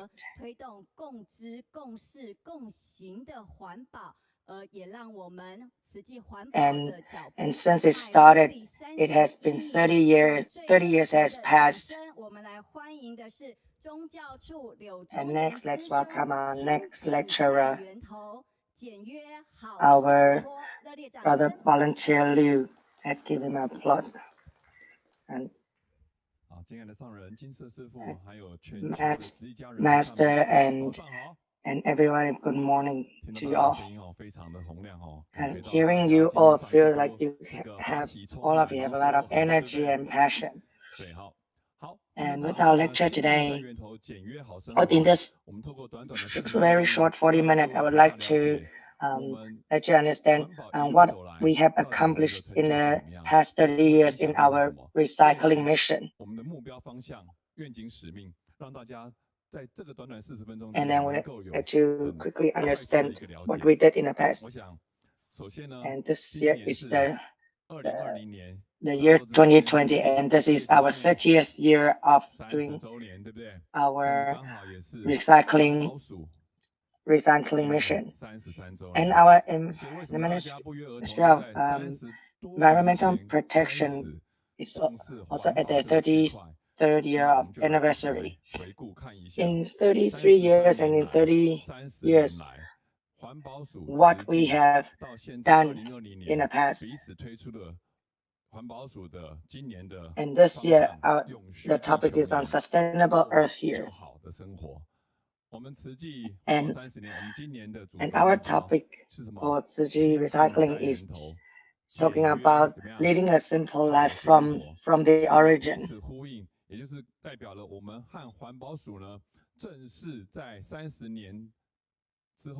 And this is the first time in 30 years that the government and Tzu Chi are working together to work hard for the environmental protection. And we had signed an MOU on that. Since 1980, Taiwan economic started to fly, and then trash began to pile up. And if you are 40 years and older, you would be very familiar with the colored prints on the screen now. And they made the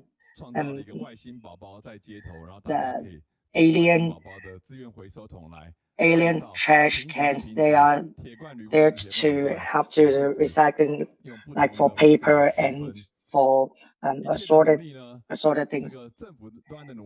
And since 1970, before the trash are being buried under the ground.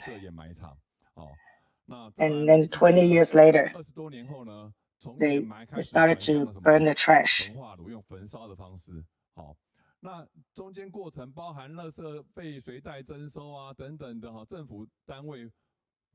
And since then, government has started a lot of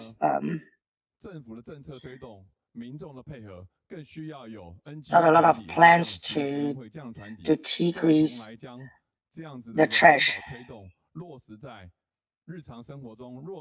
And that need to be co-worked with the public and the government to reach how to decrease the trash. How did we came from a garbage island into a recycling role model? I'm sure this news, a lot of people have seen it. In 2005, the data showed that the recycling result was 55%. Besides the government regulations, in the past 30 years, how Tzu Chi has taken a step to continue with this work. And our master said we should remember that a certain year, and in 1990, August 23rd, Master Chen Yu gave a speech in Taichung. And then when she was passing by the street, when she saw a lot of trash, and then she said, Taiwan should be a clean land. And if we have the heart to take care of it, it will be much more beautiful than now. But that we need a lot of people. So Everywhere we can use your clapping hands. We can help to sort out the trash.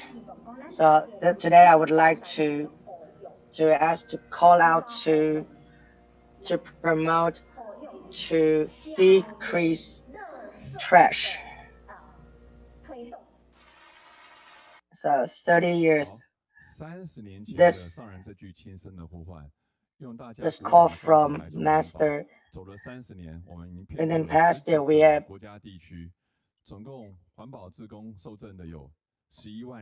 called to volunteers all over Taiwan.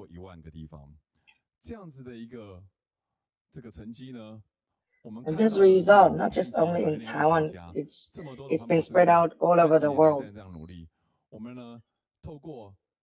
And with show you the big data of this recycling. The first we see is number 777. What does it mean? The first, it means 7,261 Da'an Park. So what does it mean? Why is it connected to recycling? The recycling of paper from 1995 to 2019. The numbers you see are the amount of the recycling paper we have done. And the bottom number, it means 28 million trees that we have saved. From another point of view, no matter what we have recycled from 1992 to 2019, to recycle and then to use these resources to remake things. So we have with the carbon footprint, and we have accumulated over 2 million tons. That is equals to 7,261 Da'an Park. That is the intake of carbon. This is something that you would never thought of it. And this big data has been provided by the government.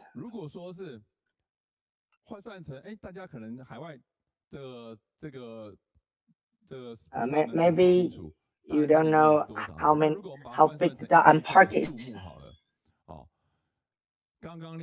If we counted,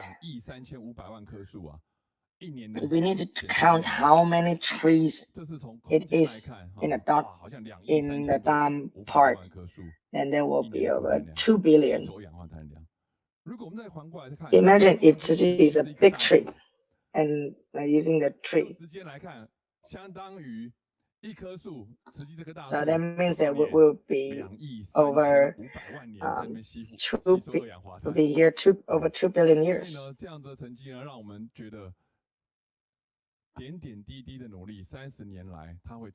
So it has accumulated such amazing results. Does anybody know what 2443 means? So in this morning in Master Ten's in lecture. So this is the lives that have been taken on providing meat. And what does it mean? What is the other 2443 mean? Currently in Taiwan, the number of people still recycling, doing recycling is about 30,000 people.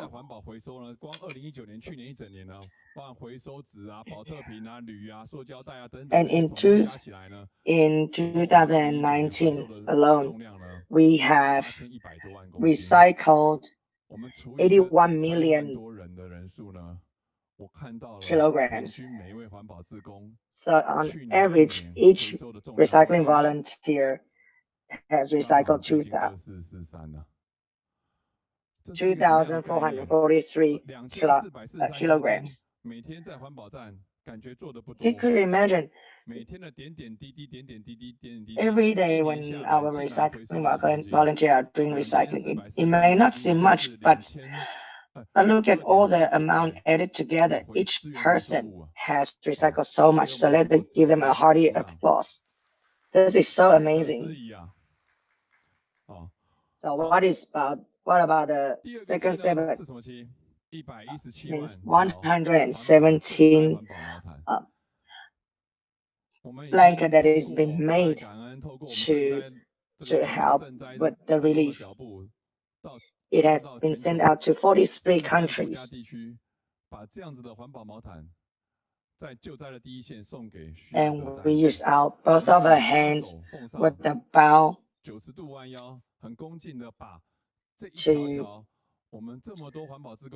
to give out our relief blanket.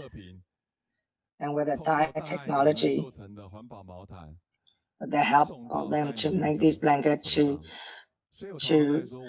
release these blanket for our disaster victims.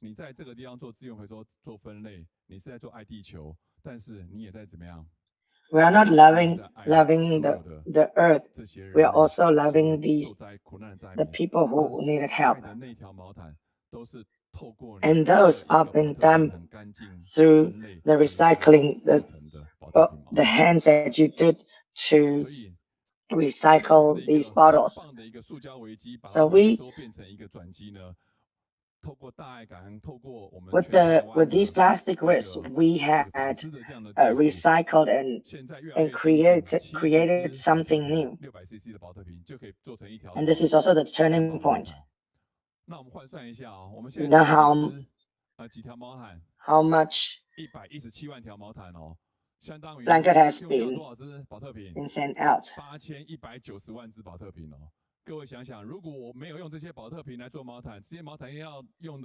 So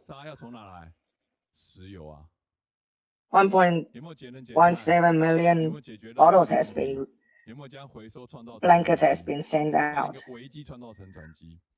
所以呢，我们再看一下，如果我把8190万只保特瓶，各位，这已经超乎我的想象，到底是多少？我就试算了一下，把每一只保特瓶堆起来高度，我发现190万只保特瓶相当于80 million plastic bottles has been recycled. So, and all these been added together compared to 101, that means the tallness would be over 3,000. 所以呢，现在是一个发烧的地球，我们希望怎么能够让这个发烧地球 Our Earth is on heat right now. How do we cool down the Earth? 让这个人心能够熄灭贪嗔痴。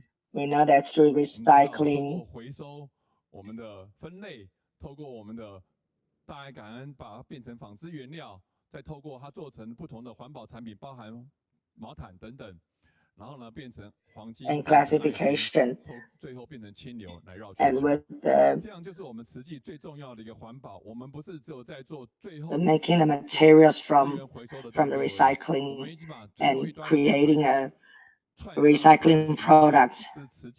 We turn these into gold, into love. 这个是世界上几乎绝无 like a clear source going around the earth. 一个慈济基金会透过30年来的努力，结合了 And this platform has combined all the resources together, 透过高科技的技术，把它变成爱心， creating 变成毛毯，变成 trash changing into items that we can reuse, and then we can go help other people.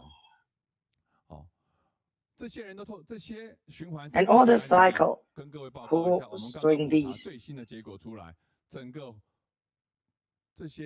This cycle, the important hands behind this,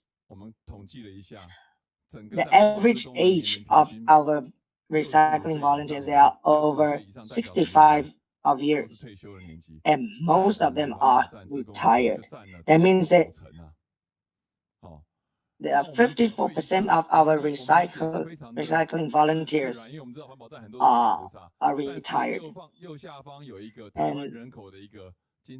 And in Taiwan, in the overall population, the group of people over 65 years old is around 15% of the overall population. If we look down, so over 60, people over 60 years is around 72% of the people.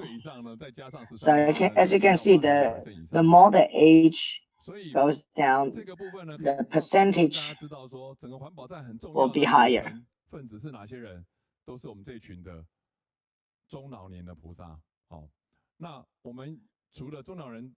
So besides the giving of these recycling volunteers,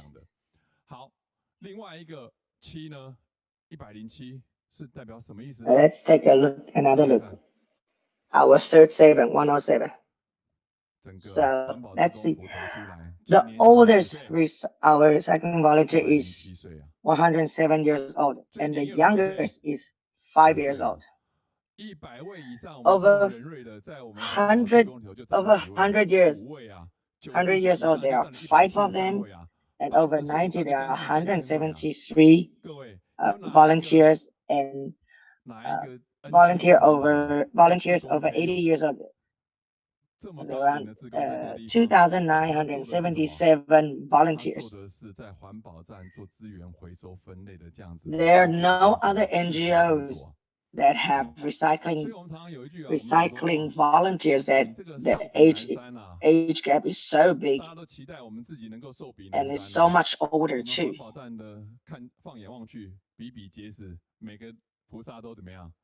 So, and we can see a lot of our recycling volunteers, their age are really big. And we can say they are blessed, because why we say that? Because they recycle a lot of unwanted things, but these are also very useful things. If we can take blessing and put it in and weigh it,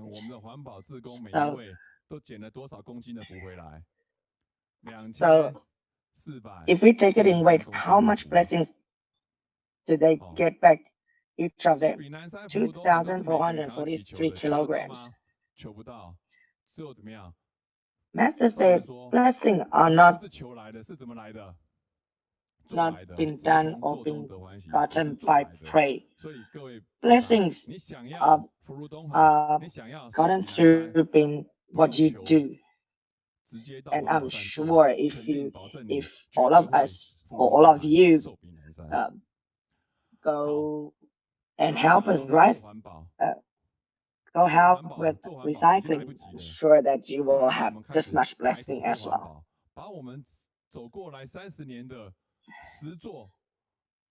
And with the implementation and an actual doing the recycling, and we receive groups of people coming to our recycling stations to understand about recycling too.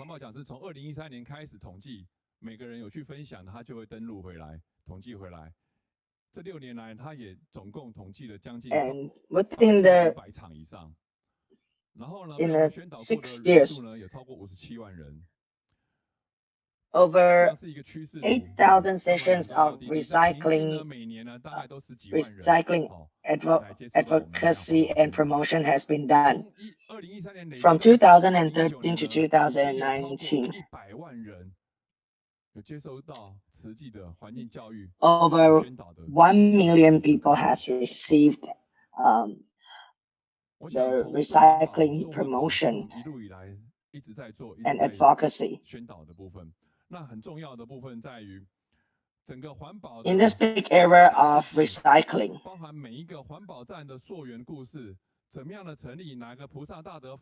there are volunteers, they are donating lands and all a sort of things.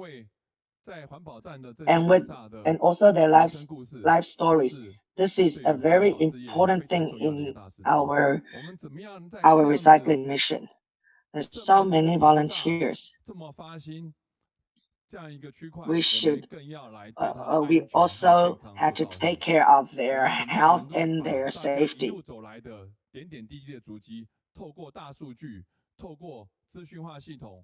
And how we accumulated all these resources to put it into big data.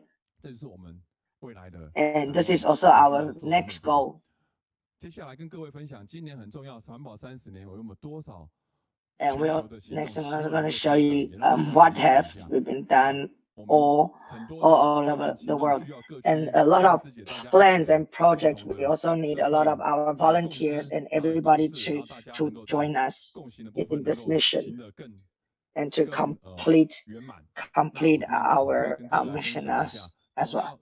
We have divided into 4 different sections. First, we have to be very thankful to our recycling volunteers because they are there every day classifying the recyclings. And we also have to think how to, in this environment, how do we promote health and also promote the safety so that they can be there doing recycling in a safe and healthy environment. And second, we are going to talk about how we promote recycling. In what way can we help to promote promotion, such as we have been thinking about advocacy trucks and also doing recycling exhibitions. And important recycling advocacy, especially on environmental certified places.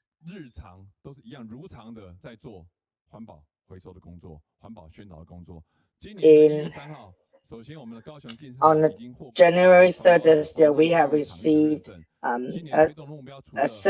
certificate from the Environmental Administration from the government as an environmental educational location. And on top we'll see our recycling 30. We have worldwide activity such as vegetarian picnic, a blessing ceremony for our volunteers, and our turning trash into art and recycling books. Currently, this is we used a 40-foot container using them used as a mobile recycling education station. And this is called a Cocoa Recycling Home. We know that from the bottoms we can use it to make blanket and to clothes. And lots of people were didn't believe that it can be done. So we can show them how we use it to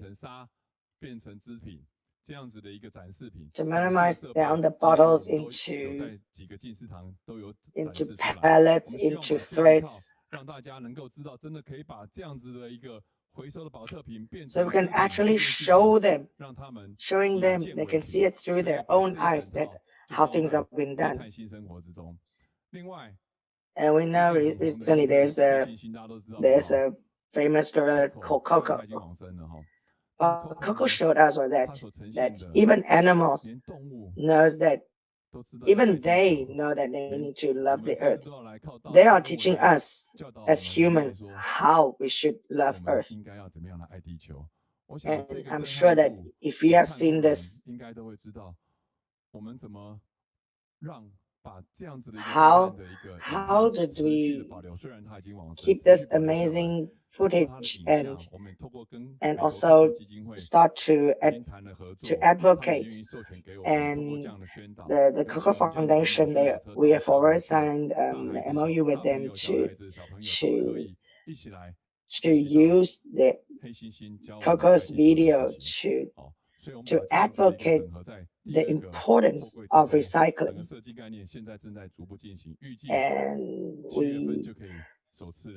And around July, the containers will be ready, and then they will be showing in the park and in the school.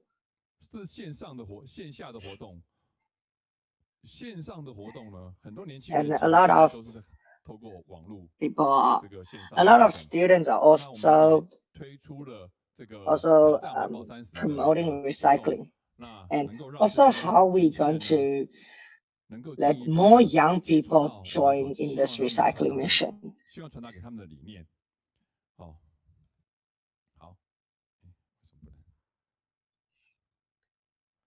In our Challenge 30, from June 29th to August 16th, this is the pre-promotion or pre-advocacy for our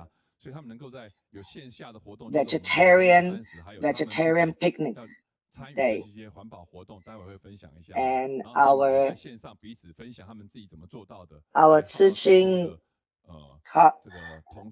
teachings, they are also using the media platforms to let other people know about this activity.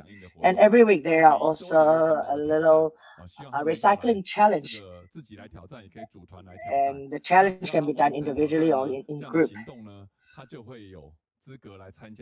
And every week there are different ones. So that means there will be chances to.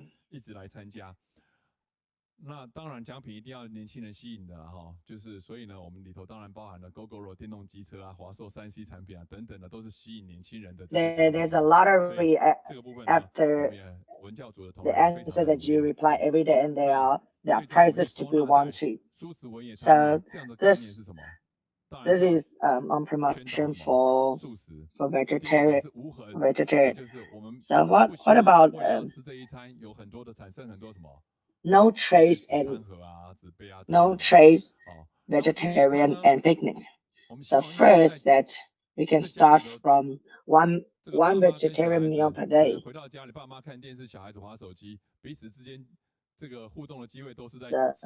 And now you know that a lot of families they stay at home a lot. So through this, we would like to invite families to walk out of their home and come and join this picnic. And it will be vegetarian, and also they will need to prepare their own eating utensils. 非常高兴说，我们也要参加，所以我们还备了很多野餐垫，可以借给他们，马上 we will also prepare a lot of picnic mats for those who join us. And here we also like to promote one person, one day, one meal of vegetarian, starting from this And this we also talk about the recycling of the body. 那这个活动呢，我们整个也为了要减少大家的活动的这个数量，所以我们也 So this is also connected to our July activity. So the original activity was in the promotion of vegetarianism in July. So we combine these two activities together. And here we are talking about we are stepping out of our boats and to advocate to more people, such as the Net Geo Run. Okay. Even for the vegetarian picnic, where can we start? We can start with ourselves anywhere, like park. And we know that in Net Geo Run, especially there are a lot of marathons in Taiwan. So, and as we can see after the marathon, there are a lot of ways being created. So Net Geo came to Tzu and then we started to advocate together. So how do we improve on this? So we combined our vegetarian and a lot of our recycling products. We provided our lunch, our eating utensils, and also we have a mobile kitchen providing 4,000 food for 4,000 people. And then we also have bought water tanks for drinking water. And here we also that in Taipei and in Bansha, there are a lot of recycling promotion stations. And of course, our new 40-foot container will also start to join these exhibitions after they are being finished. And then of course we are also will be publishing books about recycling, and also this year we are also going to publish a book on Taiwan's recycling. That witnessing the recycling of Taiwan. And then there is also a Tzu forum talking about the future of the earth and the green activity.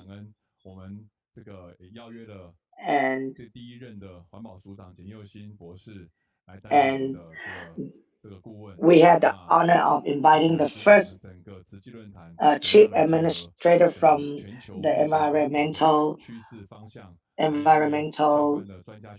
administration. And of course, we had the 17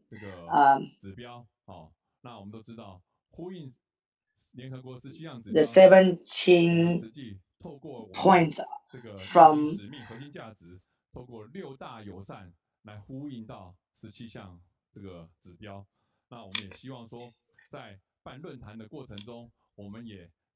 the WHO.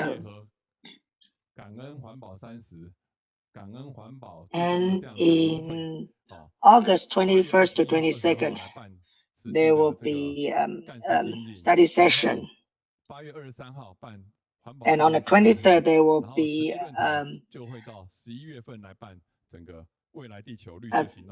a ceremony for our our recycling volunteers to thank them for all the work that they have done. We have already started implementing a health record on the cloud, where our volunteers, they will need to take their blood pressure every day, so that and on it will show that if their blood pressure is okay or not. So when our medical volunteers, when they look at these data, they will know about the health conditions of our volunteers.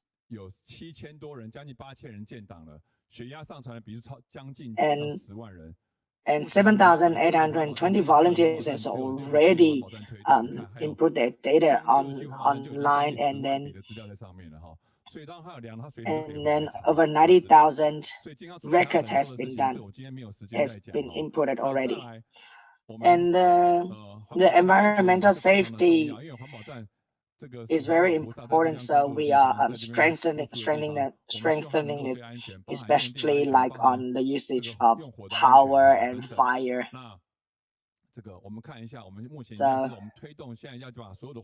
So currently now we would like to improve all the cables and cord safety. So after that, we have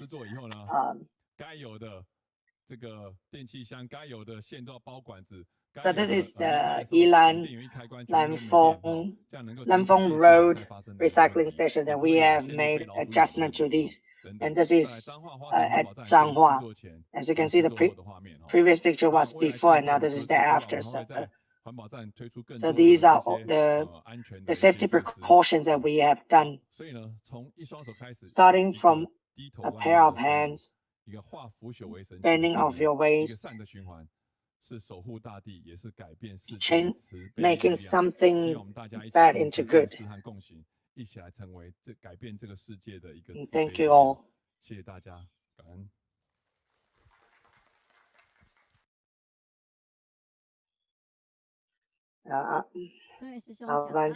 He has talked about a lot of things that we do for cycling, but these all little things added up together are big things for our Earth. So let's give our brother a hand of applause. And through all these little things, remember, it's talking about promoting of eating being a vegetarian, and also reduce the waste, reduce the usage of plastic, so that our Earth can become better and better. And through this lecture, what gave you the most impression? So, on the screen is the QR code, the Q&A challenge. So remember to put your name, your location, and email, or your phone number on the white block area. We apologize for the delay of our system. We hope to improve it better.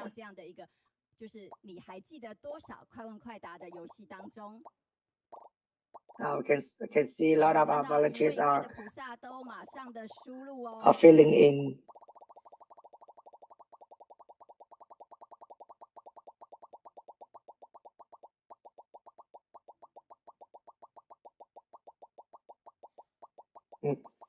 Ilan, Hualien, Taitung.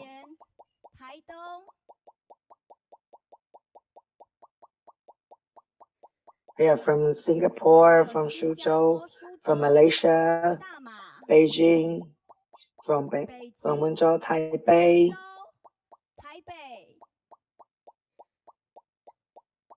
from Shanghai. Wow, really a global village. 好的，那我们请我们的 We're 一款 gonna 菩萨 about 帮 to 我们 start. 按下 start。So let's start with our challenge.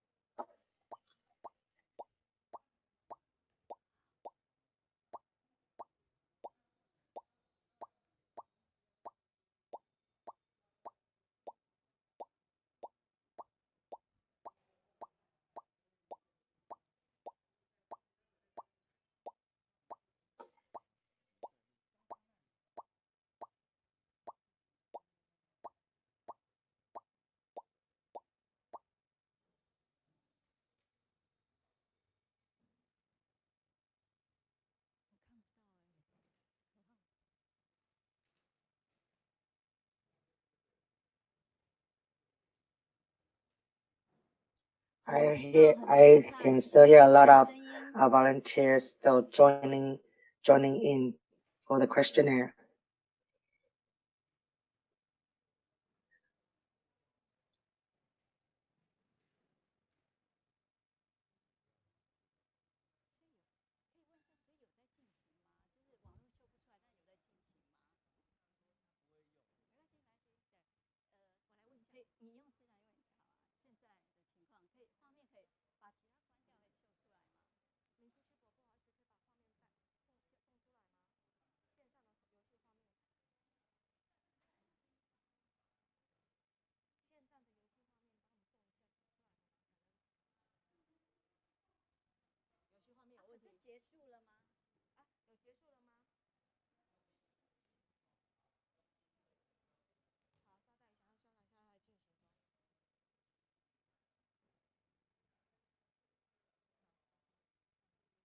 You can see number one. So number one is our volunteer and second is from our Sister Joe from Malaysia, and our third is from Sister Joe from Singapore. Okay, so the next is the QR code， 等一下会秀出来课程回馈的 QR code， 所以请大家今天的课程完整的上完之后，记得就是填这样的一个课程回馈。那下一个时段我们10点钟。So next, please don't forget to give us your feedback about our lecture today, and next will be the rest time. So remember, when you hear the music, please return to your seat. Thank you.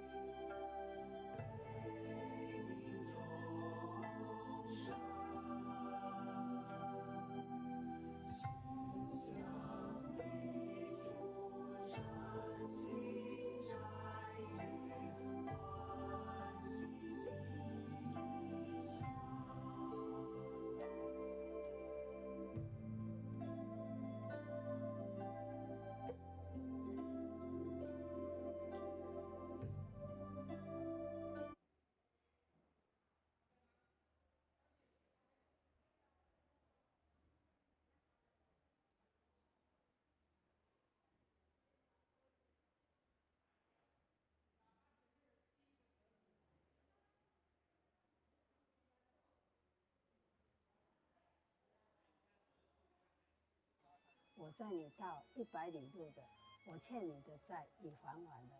这样他醒来了。是啊，我就是做鞋子的生意。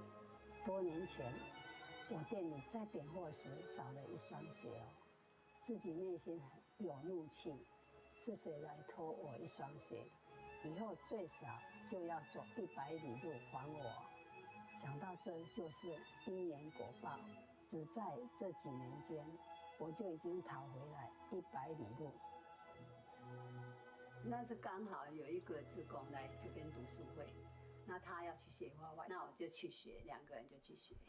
那刚开始的话就不晓得要画什么，所以有时候就会用静思语呀，不然就是家里跟小孩子的互动。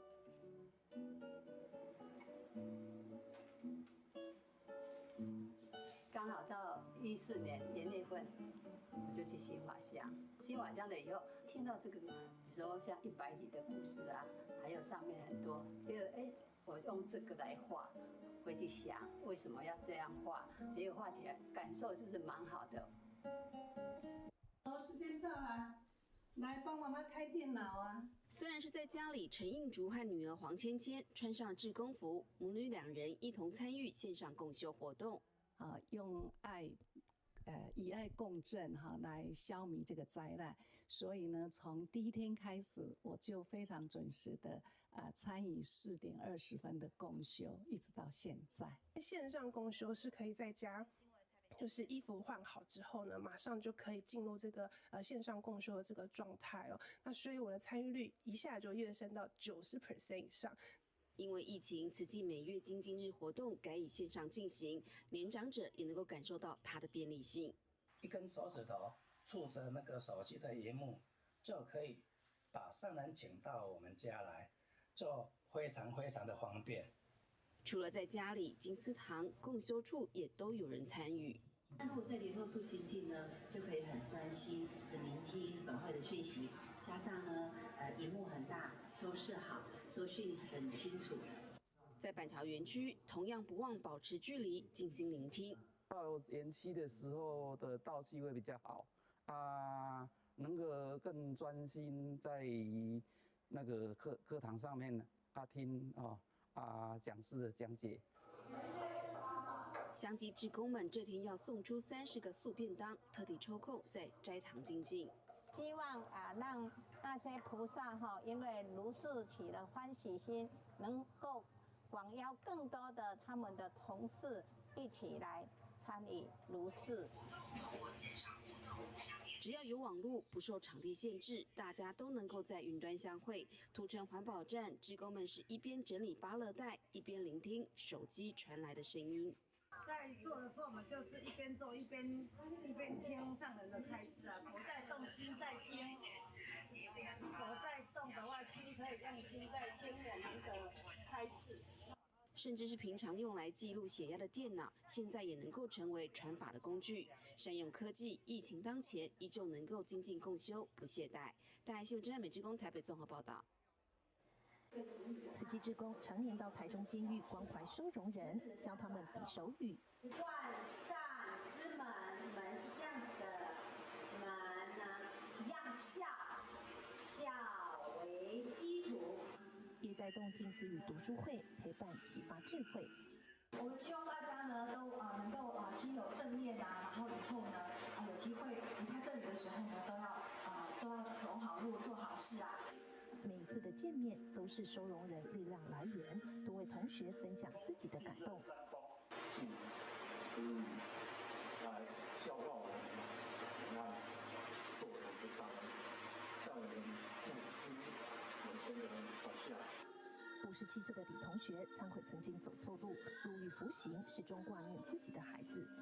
过去的错误来改掉，这个拍习惯。我知影讲，我就是当初是个是糊涂来做错，才会受到这款的制裁。一人犯错，全家受累，对不起高龄的老爸爸、老妈妈。出去的时候对父母亲要敬重来说话，就是说从孝敬开始来说话，就是说像去顺着他们，陪他们说话。志工爱的陪伴，给了收容人更多勇气，重新出发，从自己开始改变。大爱新闻真善美志工王慧娟、温中汉台中报道。武汉共修经济。斋戒祈祷，通过网络直播全球电子书线上读书会，跟武汉志工关怀互动零时差。近2个月来，武汉慈济志工共举办了3个线上读书会，通过读上人的书籍，陪伴我们200多位慈济家人度过封城最艰难的时期。他们2013年的时候就跟我们一直连在一起，往后。我们也会一直跟大陆的家人去了解他们各区在这一段时间是如何保持这样的正能量。看到每一位熟悉面孔都平安健康是最大欢喜。大陆武汉封城，疫情严峻，当地慈济志工不仅上线持续文法，还在社区积极推速。透过科技无远佛界的这样的力量，一定可以给他们很直接、很正面的能量。我希望能彼此互相打气，给大家能量，度过这个非常时期。疫情已经蔓延了有3个多月的时间那我们不要恐慌，也给那个中国大陆的慈济家人还有全球人大家一起打气。全球读书会共同文法线上报平安，直播方式彻底防疫，减少人数，全面消毒，让文法精进成为防疫期安定人心最好妙方。大爱新闻学林萧红树高雄报道。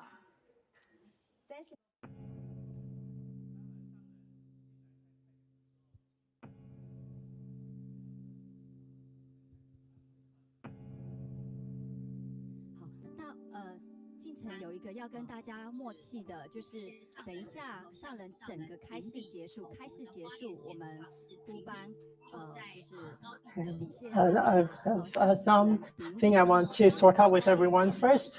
This is mostly pertains to the people who are sitting in the main hall in Hualien. So MC is asking everyone to cooperate when we see the master off, to bow to the master.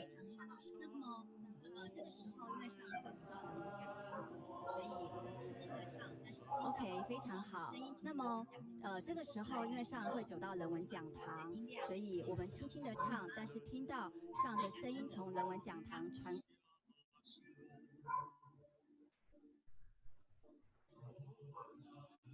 坐在高脚椅的菩萨，如果您顶礼不方便就直接起身问讯；但如果可以的话，那您就问顶礼，谢谢。到时候会来不及，所以直接就是顶礼。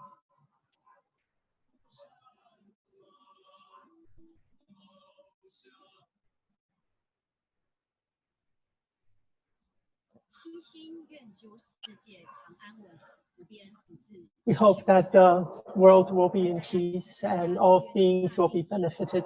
Welcome back to our Diligence Day in June. From our first class this morning, Master De Chan's teaching, we have heard that not one person can complete all the good things in the world. We need everyone to work together. And yesterday we had a video conference with a volunteer with cerebral palsy who still donated to the Rice Bank. And we have seen so many stories from the Tzu Chi world, but these all come together to form this Bodhisattva path for you and me in this human world. Next, we have Brother Joe to share with us the Bodhisattva path. Dear Master, Masters of both, and all family online and here with us. I'm very grateful for this opportunity to share with everyone. I believe that when we had just a few minutes before, when we were, for those of us in Hualien, we at 9:49 a.m. we had a magnitude 4.8 earthquake, and because of this earthquake, is quite shallow, between 10 to 11 kilometers. So here in the main hall, we felt it very strongly. I don't know what you were thinking. First, what do you feel about time? Like at that moment, what did you feel? Well, first I thought about Master, and then what Master taught us, that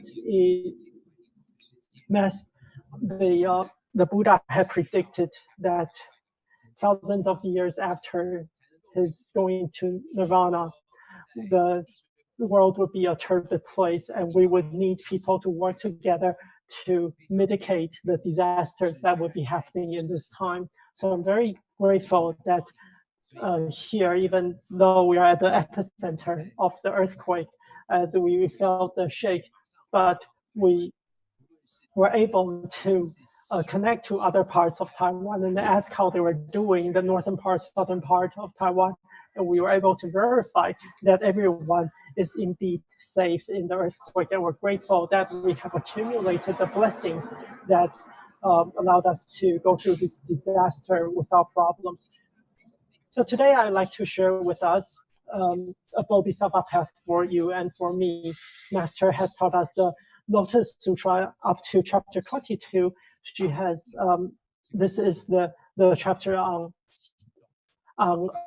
taking action quickly, urgently, and to spread the Dharma as fast as we can, so this Bodhisattva path can be known by more and more people. So today we will take this little bit of time to share with other people how we can talk about Tzu Chi to other people who have not joined Tzu Chi yet. So first part of today, we had Master Dochan talk about the world of the Lotus Sutra in our current world to mindfulness, and through the right thinking, right thoughts, how that we can connect our actions and thoughts better. And then Brother Zongyan talked about environmentalism, our connection to the earth. So now we want to take a look at how we are connected to this Bodhisattva path. As we know, Tzu Chi's 4 missions and 8 footprints, we can find a path for ourselves, whether it be in charity, medicine, education, or humanistic culture. I think we all know this quite well, but to someone who does not know about Tzu Chi, it is difficult for us to explain the 4 missions to them. But what we can tell them is we see the 8 footprints come back to one path. And this path, as Master reminds us, is to pave this way for others to join. So what path are we blazing? It is the Bodhisattva path. And this path that we're paving is a road into the crowd, into the human world. Master says, those at the end of the Bodhisattva path are the suffering beings. This Bodhisattva path goes into the world, then we can go into the suffering to help those in need. So how do we actually do this? First, we like to share. First, we need to understand what kind of organization Tzu Chi is. Many people ask this question, including those that know you, and those who don't know you, those who know Tzu Chi, and those who don't know Tzu Chi. What kind of organization is Tzu Chi? And there are many, this has been asked many times with many different answers. One answer is Tzu Chi is a charity organization. And indeed, charity is the root, the foundation of Tzu Chi, and it is the core of the Bodhisattva path. 55 years ago, Master started Tzu Chi because with charity, with her compassion, and that was the starting of Tzu Chi's history. And we've also heard that whether it be in international news or others, we've seen that there are humanitarian organizations helping the world through these disasters. So Tzu Chi is also in this part of this action. So Tzu Chi is also the organization that does international humanitarian aid. We've heard this number 2443 is not just the number of animals, land animals that are consumed by humans every second. It's also the number of kilograms that Tzu Chi environmental volunteer can recycle. It's the amount of weight that the volunteer can recycle in a year. So indeed, there's a lot of effort that's put into environmentalism. So indeed, Tzu Chi is an environmental organization. And of course, Tzu Chi is also a religious organization and an organization for spiritual cultivation. What's religion? Well, in Chinese, it actually means religion means an education for the purpose of life. And in Tzu Chi Dongyi, indeed, we're practicing charity medicine, international relief organ and spiritual cultivation. Tzu Chi does so many things. So when other people ask us, what does Tzu Chi do? Well, for me, my answer is only one. That Tzu Chi is an organization that makes connections. What does that mean? Well, Tzu Chi opens our hearts and connects it to all people, all matters in all corners of the world. It goes from our heart to all corners of the world. And let me share with you how this connection is made. From the charity organization in Taiwan, we can see that most of the time our lives are at peace. Everything runs smoothly. We don't need to worry about what we eat. But that is not true for all corners of the world, even for some parts of Taiwan. But if our lives are so good, then what opportunity do we have to make connections to those in suffering? In Taiwan, no matter whether it be local disasters, accidents, floods, typhoons, we see these things on TV through the news, and perhaps we get a day off, but most of the time we are very fortunate that we only see these problems through the news, and we don't have the opportunity to actually go to those corners and see the people in need. But through Tzu Chi, we see these people in person. In our communities, are there lonely old people? Are there people who living in squalor? If we're not in Tzu Chi, perhaps we would just be a passerby, one of those passersby who cover our nose and mouth as we walk by this place. Perhaps we think that we want to help, but we don't know how. I cannot find friends to do this. Maybe I have coworkers, but they would not come with me to go into this home of this elderly grandpa to help clean it up. But because we're in Tzu Chi, Tzu Chi has connected me to these suffering people so that we can see their homes, we can go into their homes, what it looks like inside. The charity mission connects us to the suffering. The charity mission allows us to see our own blessings through seeing other people's conditions. Master teaches us these. We are also very clear about this, is that inevitably we age, we get sick, but we all forget what it feels like to be sick when we're healthy. But through Tzu Chi, we see those who are sick, and this is not because we attend so many activities that we get sick ourselves, but in Tzu Chi we can see the people in suffering. We can go into the hospital. We become medical volunteers. We can see these medical cases in different parts of the world. Master was making a video call with the Philippines. We saw the conjoined twins who have been separated at the Tzu Chi hospital. We see the patient from Fujian, this boy who could not stand up straight, and also the girl whose knees were bent forward. Without Tzu Chi's medical mission, we would have no connection with these people. We would not feel what they're like. We would maybe only see them on the internet and see, wow, that is a weird case. These are weird people. But because of Tzu Chi, we have made a much closer, much tighter connection to these people. And the education mission connects us to students, to the teachers. What does that mean? Master says that in the Confucian tradition, we have a saying that among three people, there is one who is my teacher, who can be my teacher. So at every moment, we can think about what we can contribute to the society. What can I teach people who are less experienced than me? What else can I learn from people who are more knowledgeable than me? Tzu Chi connects us to learning. The mission of humanistic culture connects us to role models. We often see the role models on Dai TV. These are people like Master.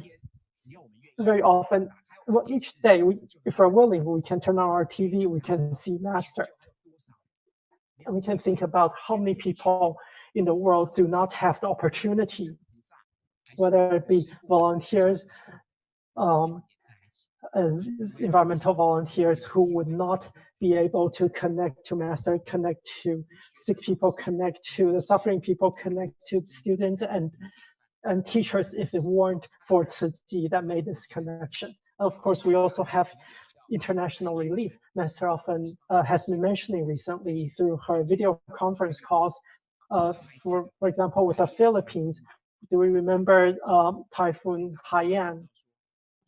Master said that at that time, if it weren't for this connection, this typhoon, how would we know about Tacloban? How would we know about Palau? How would we be able to connect to the people in the Philippines and become Dharma practitioners together? So international relief connects us to the rest of the world. And through our daily lives, through our daily work, how does this give us the opportunity to go to Jordan, to Turkey? But through Tzu Chi, these places feel very close to us. When we hear about Turkey, we think about the Syrian children there. We remember that the Syrian children, in fleeing their own country, they came to Turkey to receive education from Tzu Chi. When we hear about Jordan, we remember Brother Chen Qiuhua, who's a great martial arts master, who's a bodyguard to the royalty there, and started Tzu Chi in Jordan. If it weren't for Tzu Chi, would we know about the volunteers in Africa? Would we have such strong feelings about Mozambique? Indeed, it would be hard if it weren't for Tzu Chi. If we don't have a factory there, if we're not selling our stuff there, we really wouldn't think about these places.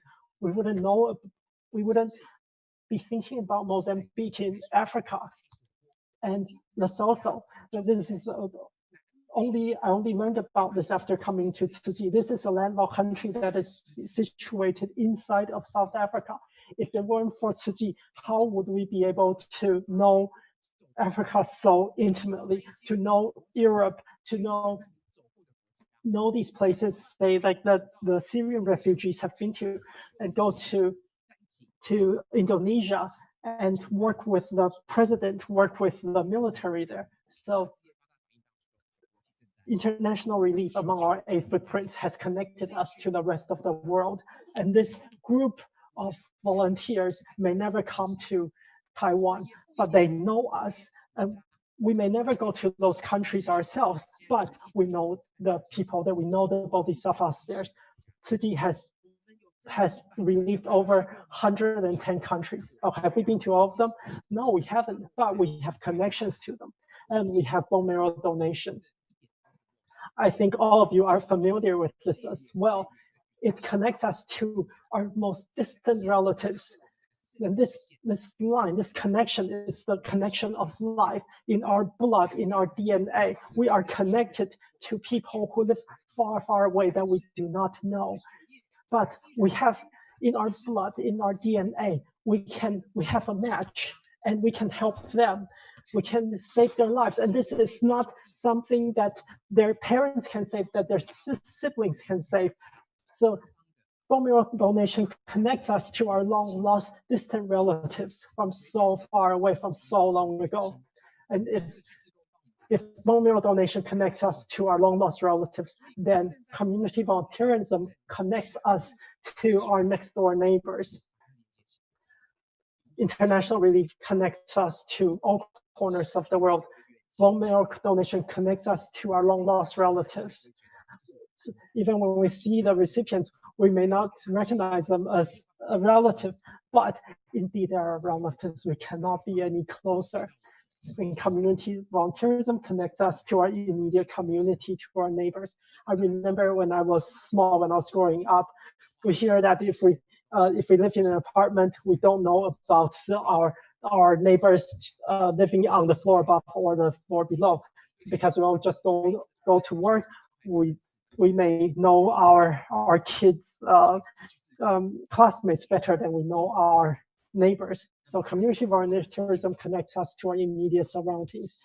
And finally, environmental protection connects our hearts to the earth, connects us to those inanimate objects, connects us to all living beings. As Master reminds us that when we're doing this environmental protection, we're not doing it just outside of our own bodies, but also within our own minds. And we do this through taking care of the living beings, through promotion of vegetarianism. We are giving care, we're connecting to this earth that we may have thought of as inanimate.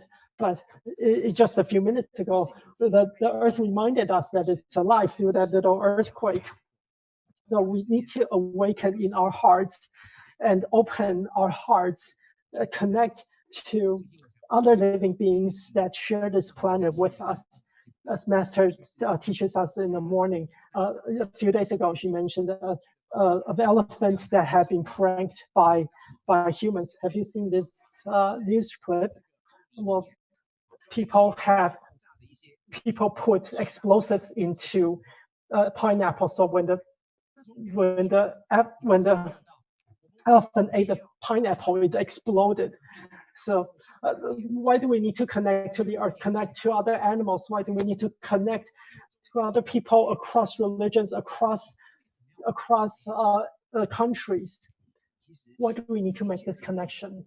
Because all of this connection is to help us to see that all the chaos in the world comes from a lack of connection among people, comes from a lack of understanding between people and the land, and from us ignoring the connection between us and animals, so that we can do these horrible things to these animals, horrible things to our planet, and we do horrible things to each other because we lack this connection, just because we live in different places.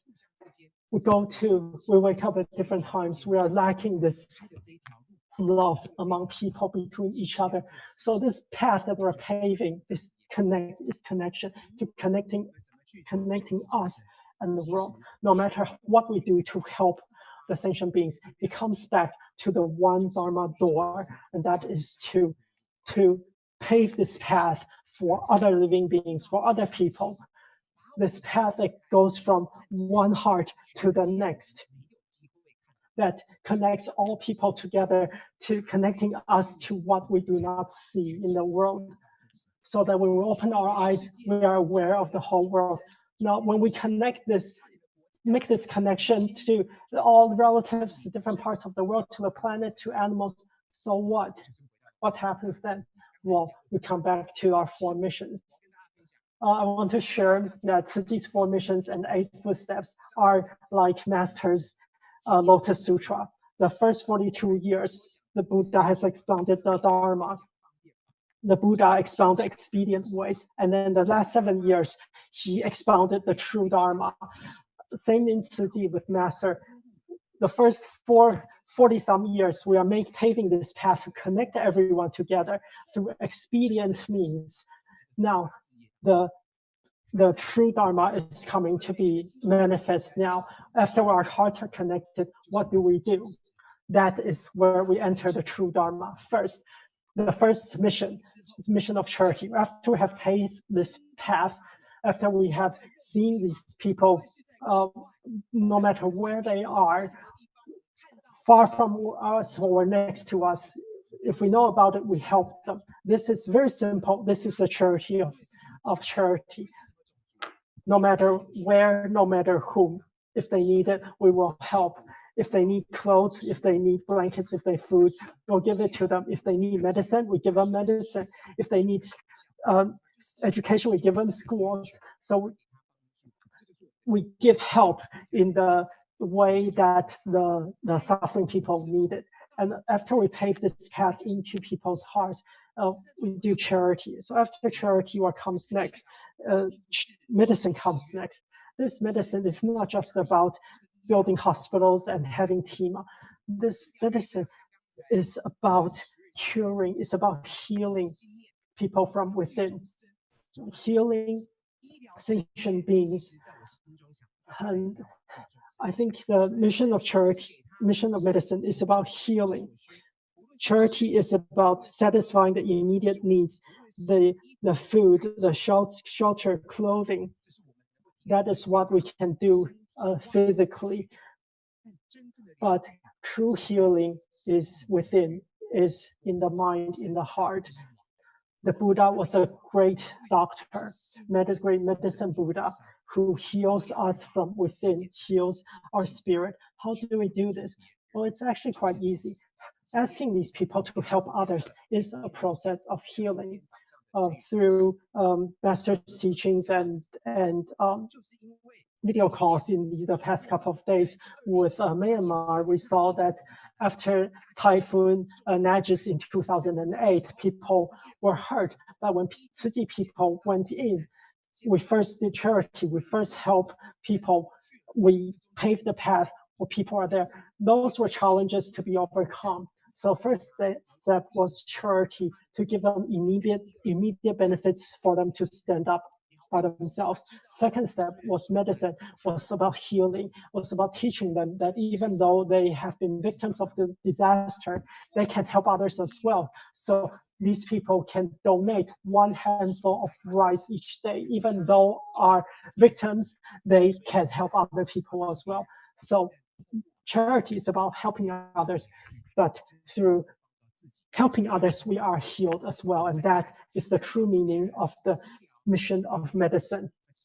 Then what about mission of education?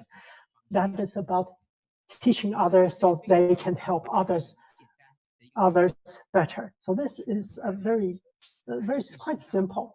Maybe we think that charity is about giving food, giving supplies, building schools, building hospitals, but it's more than that.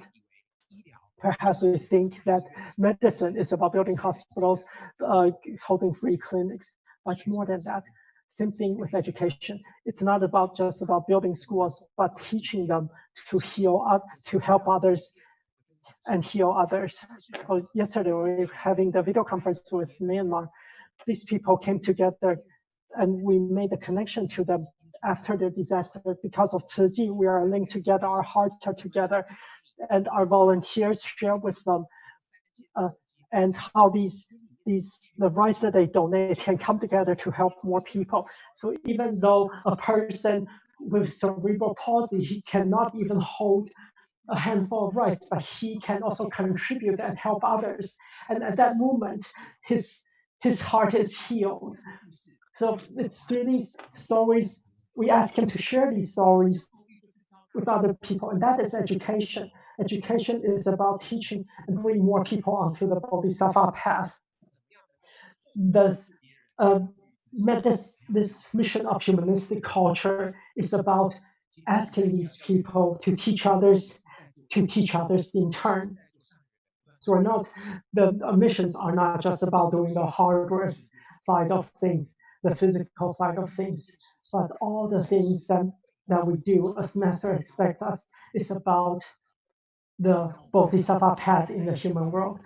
The four missions: charity, medicine, education, humanistic culture. After we connect people together, after we connect countries together, after we connect to suffering beings, after we make this connection, we can, through these four classes of means, we can teach them to help people, to teach more people to help others.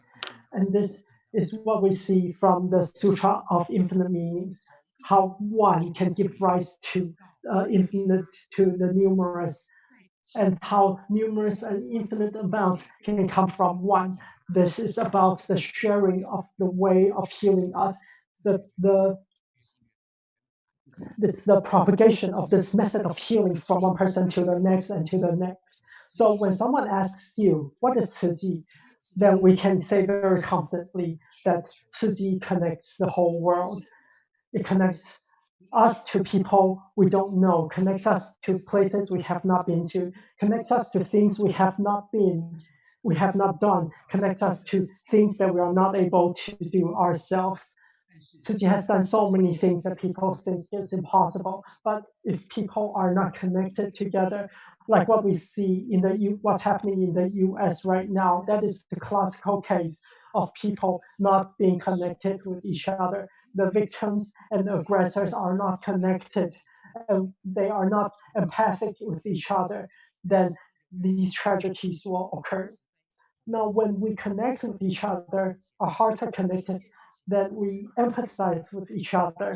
The first thing that Tzu Chi does is making these connections, connecting us to each other, connecting us to a land, connecting us to other lives on this planet. And after we are connected, we bring everyone together to help each other, to heal each other, and to teach more people this method. So this method is passed on to even more people. Because our hearts are healed, we are satisfied with less, we're content with less material things in the world, and that is true healing. And after we're healed, we interact with more people and share this with more people.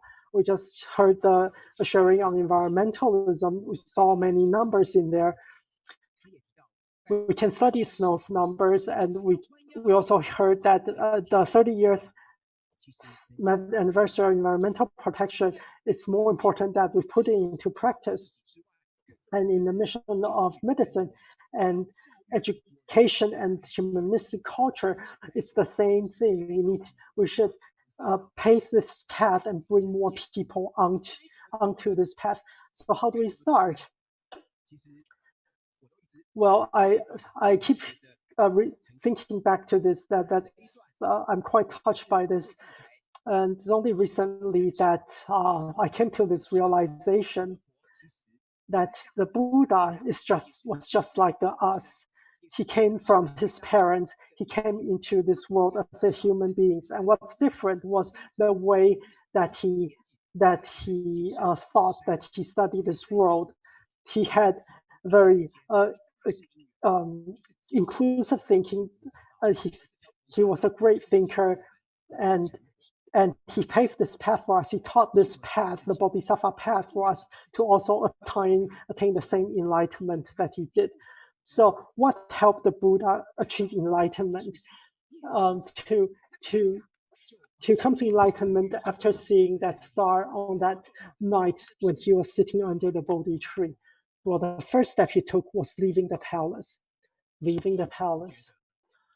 So I feel that we also need to leave our own palaces to follow the Buddha's footsteps, not just following the Buddha's footsteps ourselves. Master also followed the Buddha's footsteps. Master left home. What does that mean? The palace and leaving home. How do we learn from the Buddha and emulate the Buddha's leaving the palace? Well, we have to leave our own palaces as well. Master says this is leaving our comfort zone. That is leaving our daily lives, leaving our habitual mental boundaries of our families and our work. It's only when we leave this boundary can we see the reality beyond our immediate surroundings. When we go into the homes of suffering people, then we can see what we need to do. Master teaches us. Master shares this story with us.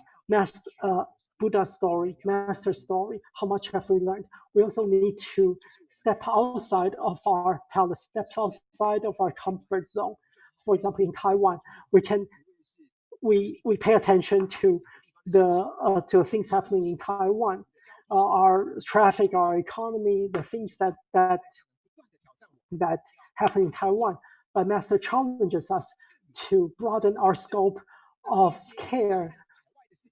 And for those who only look at the international things, Master reminds us to pay attention to the people around us.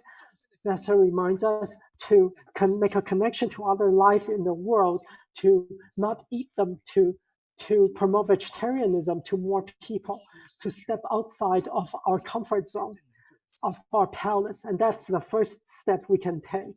So from Buddha's path of cultivation, the first step, leaving the palace, we also need to leave our comfort zone, leave our palace, connecting with those around us. Then we can put the 4 missions into practice: charity, medicine, education, and culture, and heal ourselves through helping others, and finally become a role model ourselves. So how do we step outside of our palace? Well, we can watch the ITV.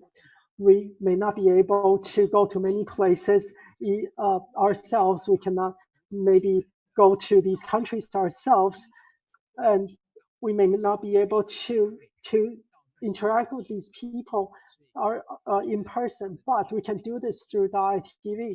So Master has given us this environment that is definitely more than just the 4 missions. It is profoundly, it is a way for us to step outside of the box that we have built around ourselves. Through the ITV, we can see many things that we don't know about, to see places that we would never go to. As Master has mentioned when she was explaining the chapter on supernatural powers, seeing suffering people from far, far away.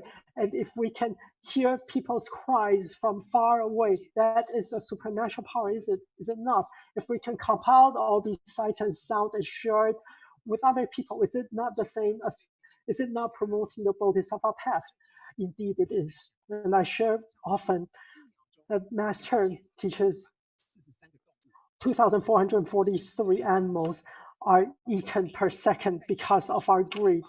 And each day around the world, we have once in the morning, once in the afternoon, our prayers together. We through our prayers, we say we want our vows to reach up to the Buddhas, to the Bodhisattvas, and we hope that this sincerity can be heard by Buddhas and Bodhisattvas. But as you can imagine, we do this twice a day. We're sincere twice a day. But every second, 2,443 animals are eaten, and their cries are also reached up to the Buddhas and Bodhisattvas. So do you think Bodhisattvas hear more of our vows or more of these cries of suffering? Of course, they hear the suffering more. Would they think that these beings that like humans, are we beings that create more negative karma than good karma? So the ITV connects us to the world, to what's happening around the world. And of course, this is Tzuji's formations and 8 footsteps. These all talk about the Bodhisattva path. So in the next time someone asks you what is the Bodhisattva path, well, Bodhisattva path is embodied in Tzuji's formations and 8 footsteps. The first is connecting everyone together, and next step is to heal ourselves through helping others, and teaching others to heal themselves through helping others, and teaching more people to do the same. That is the Bodhisattva path. Master teaches us that we need to make good use of the time that we have. And I feel that because of COVID-19, of this coronavirus, that we have done a lot of these video conferences. Yesterday, when we were connecting to the volunteers in Myanmar, Master shared a story that in 2018, 2019, because of the floods, we were planting rice. Master was thinking in the intermission that maybe we can plant something else. So we started planting mung beans, and I thought that I came to the realization that in our life, if we can also do something more between the things that we're already doing, then that is how a bodhisattva is supposed to behave, how to be a role model, is to make good use of our time and to spread these good stories, to share this bodhisattva path in the human world.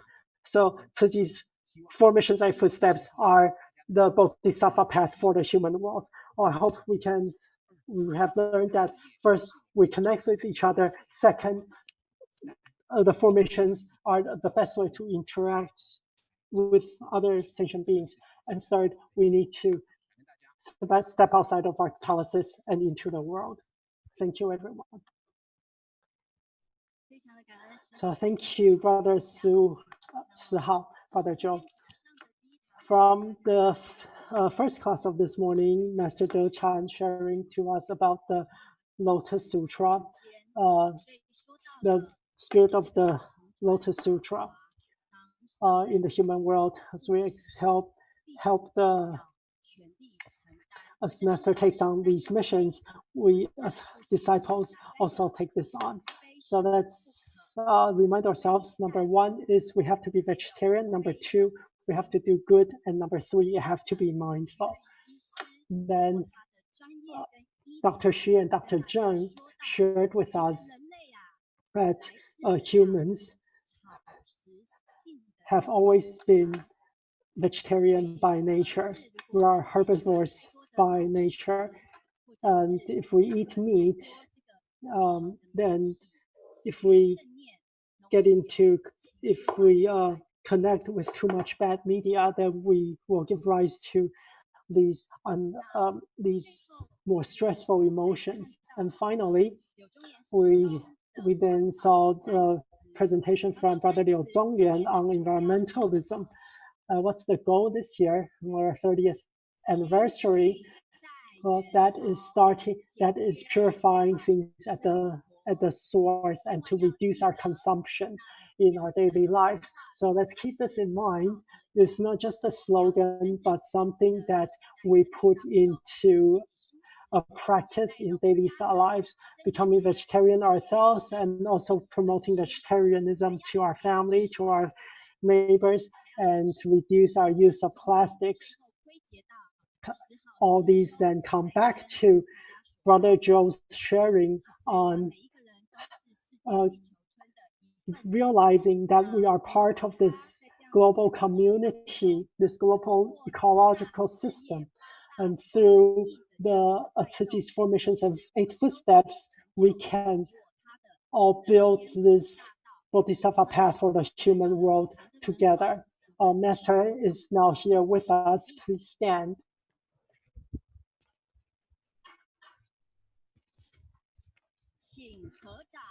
Please put your palms together.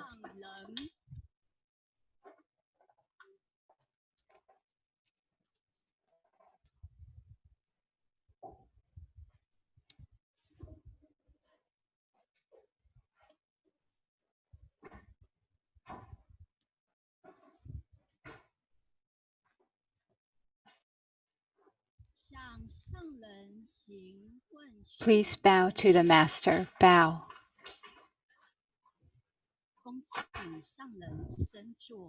Master, we invite you to please be seated.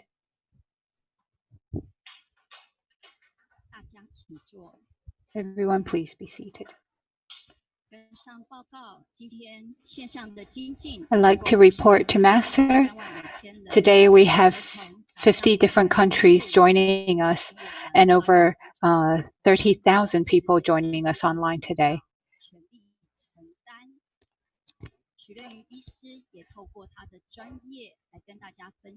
So today we learned about that vegetarianism is actually what's natural to humans and why it is healthy for us and why we should be more compassionate to animals. Master, please share your teachings with us. Dear Bodhisattvas and everyone around the world, I wish you all peace and well.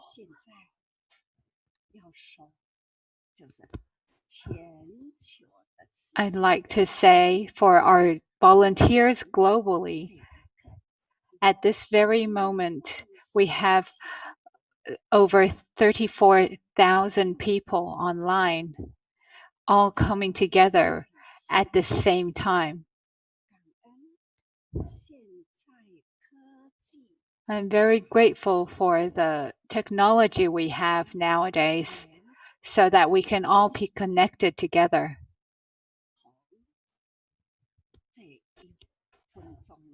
At this same moment,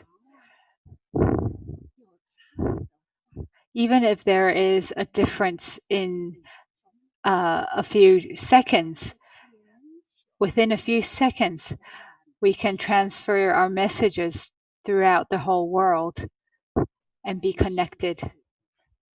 Indeed, living in this world, as the Buddha says, we can connect with one another.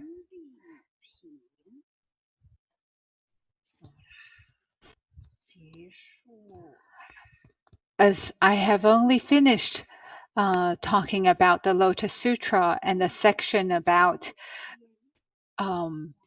connections, mysterious connections, and how we can connect with one another. Indeed, within seconds, we are able to connect with one another.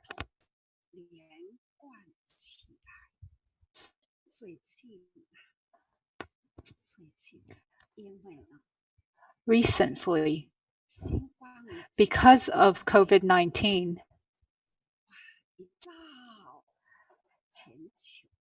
it has spread as a pandemic throughout the entire world.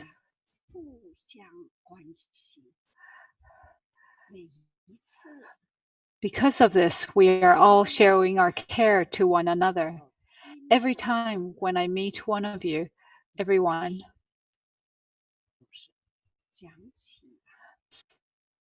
we always talk about how in each country, what the situation is there.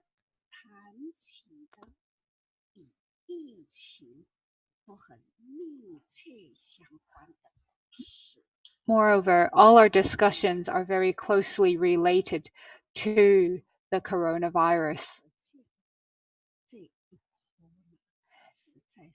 Indeed, at this moment, this pandemic is very big and has affected almost everyone. We often talk about Tzu Chi being a world where the sun never sets. Even at this very moment, there are other countries that are that is midnight at the moment, or early in the morning, or it is the afternoon there.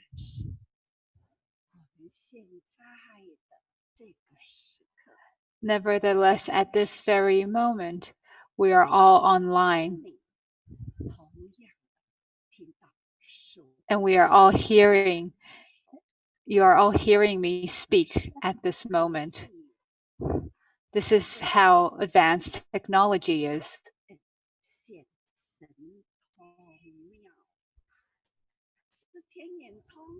So we can see and we can hear all these images and sounds.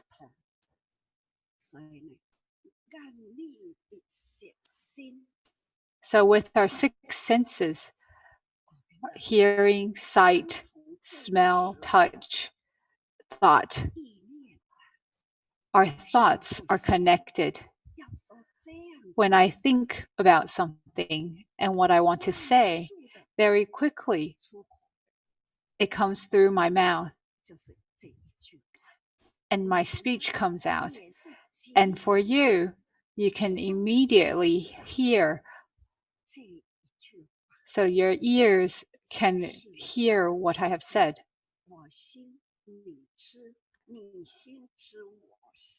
Hence, you're able to feel what I have in mind, and our hearts are connected to one another.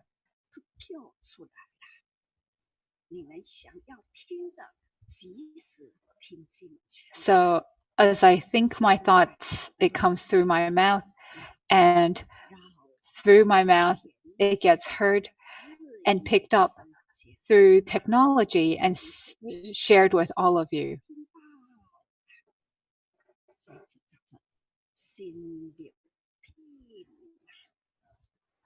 So this is how our hearts are connected.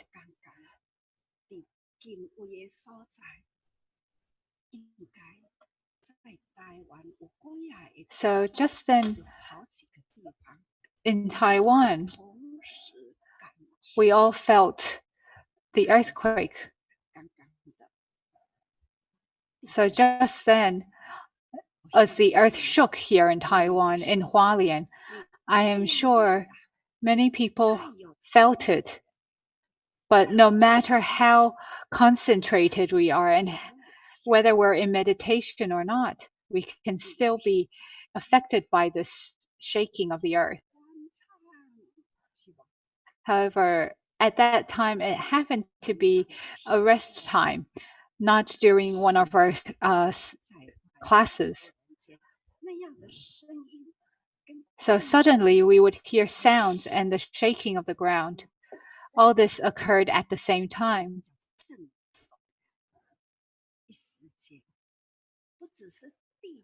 So at this time, with this trembling, it is not just the earth moving and our physical body moving, but even mentally in our minds, we are shaken by it.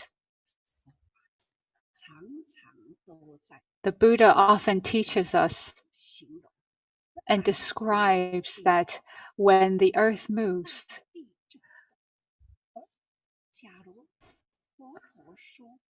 so when the Buddha teaches us, the land moves as well.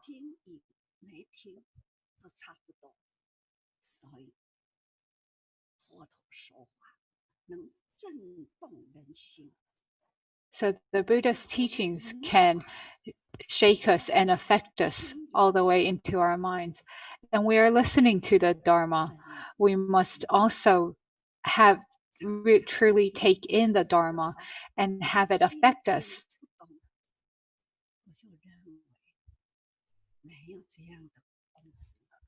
Often when people say they are unwavered by any sound or external circumstances, I don't believe that. Because as we hear sounds, as we are affected by our senses, we will feel it. So even when I am talking,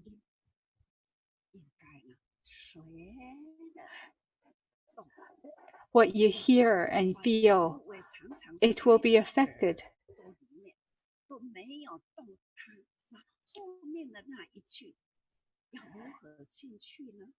If we only listen to one thing and keep one thing in mind, we will not be able to accept new things into our minds.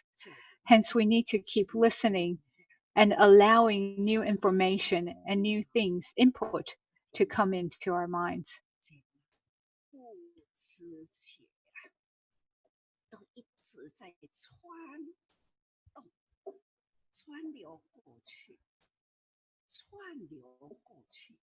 So at every moment, this is how information and thoughts keep passing on. So earlier, Brother Sihao, Brother Joe, also mentioned how we can connect everything together. Indeed, we need to connect different things. And when we hear information, we need to take it into our hearts and minds and think back to what we have learned. It is very important to think back to our learnings. Earlier, Brother Liu also mentioned our 30 years of recycling and environmental protection work. Without thinking much, it has already been 30 years since we started this environmental protection movement. And immediately, my mind thinks back to when I first started 30 years ago, that speech I gave. There was nearly 10,000 people at the time.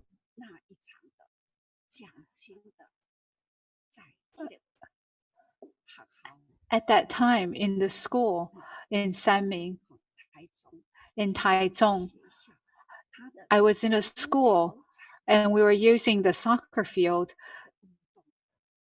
where everyone gathered together. So in this very big venue, there were a lot of people.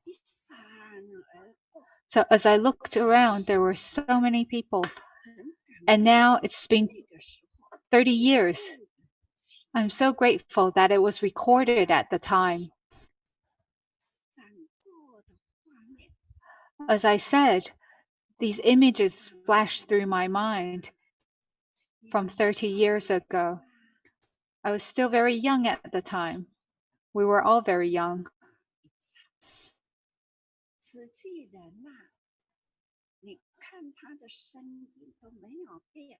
So we can see our volunteers back then. They haven't changed till now. Everyone is still wearing blue and white uniforms. Although it may not be the same person, but if you look from the back, it is all the same. Can still see that hat, that shirt, and those trousers. They are all very familiar to us. But when we look from the front, oh, in 30 years, they were still so young back then. Yet, 30 years later, indeed, time doesn't wait for us.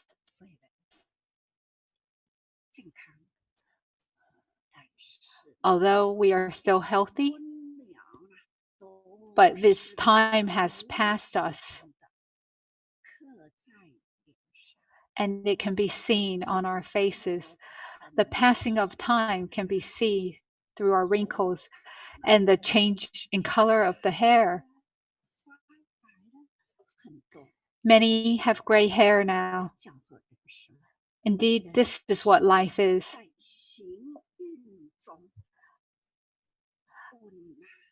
As we walk through life,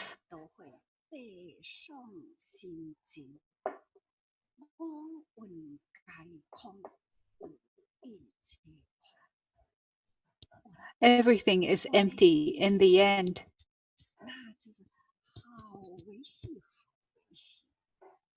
So there are very minute differences and changes over time. But this is how time passes by, little by little, and without our feeling it or noticing it. The cells in our body, it continues to grow and die and change.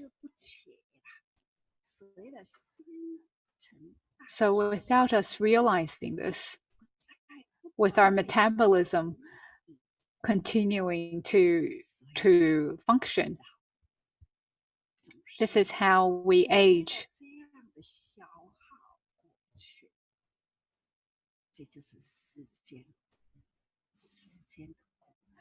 This is time and how time passes.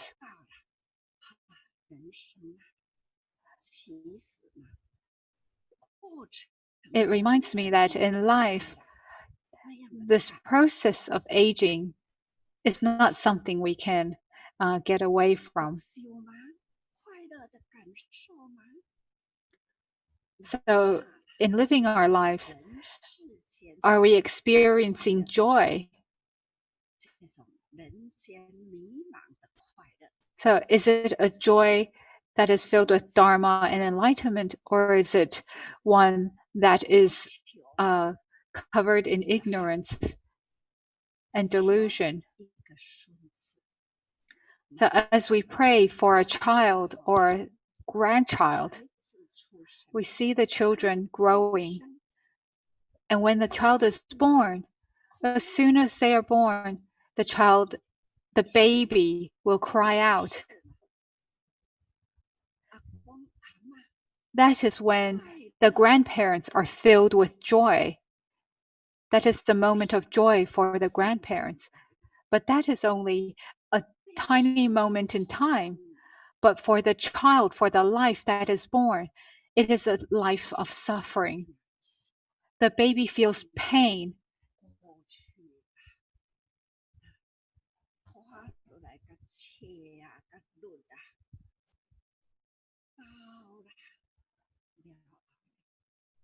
So that pain passes, and the baby starts to accept its life as it is wrapped up.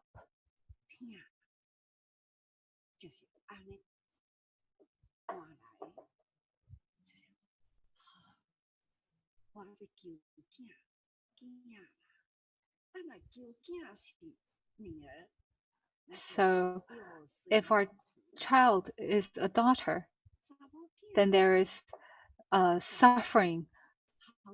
And for a boy, what is the difference again? If we don't have a daughter, then how can we have a boy? Because only women can give birth to children.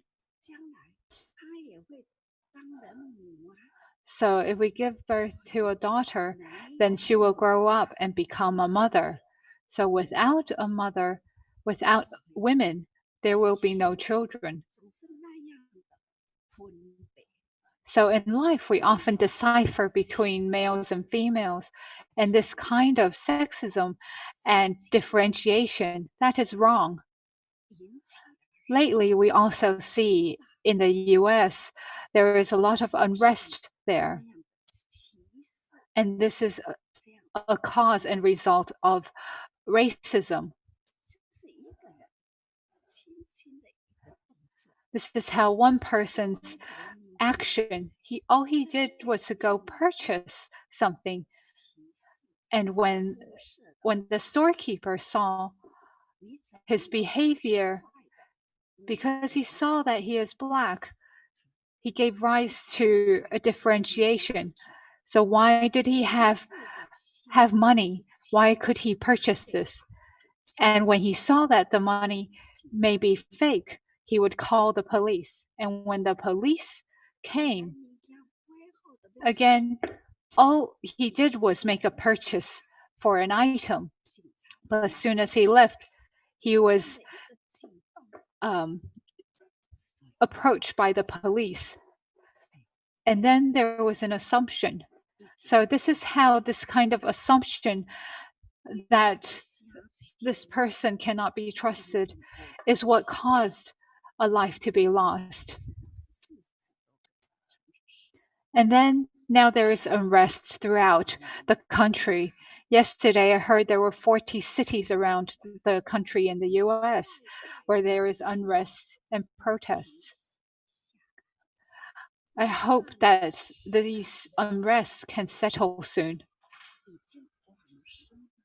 And even then, we hope that the man who have passed away, his family as well, can have peace. We all know that they also pray for peace as well.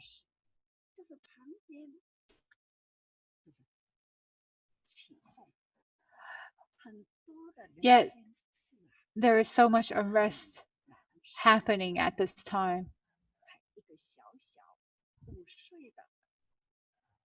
There are many things occurring throughout the world as well. There's also a 5-year-old girl who walked up to a police officer who is white. She looked up to him, and when this police officer saw her, he squatted down. This little girl asked the police officer, "Will you hit me? You have a gun. Will you harm me?" This police officer held on to this little girl who has a different skin color.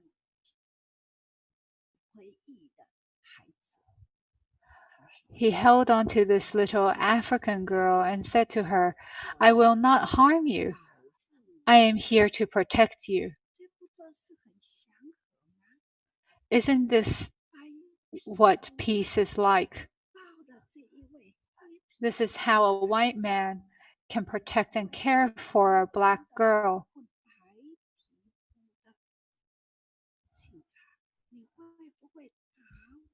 When this little girl asked her husband, asked the police officer if he would hit her, he said, "No, I won't. I will protect you."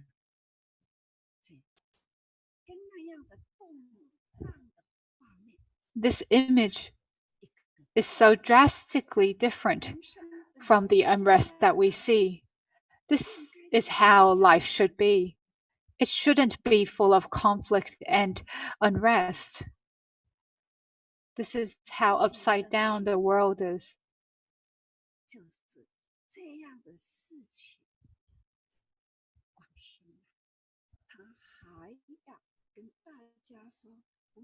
Even for the family of George Floyd, they also said, please don't be so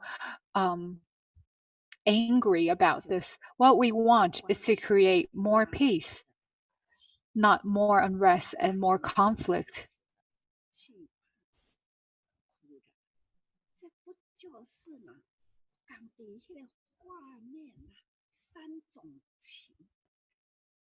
Indeed, we see these different images and these different behaviors as a result of the incident. Indeed, this is the ignorance and how lost people are.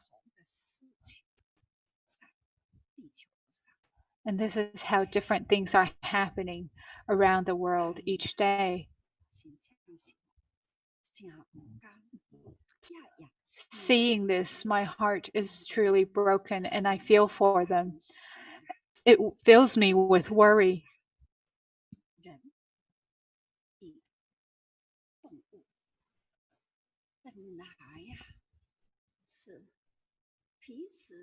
We see humans and animals.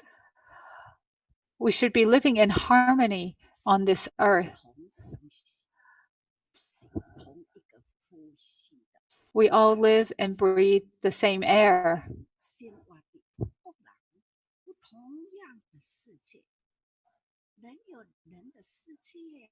Humans have human lives and animals have their lives and their world.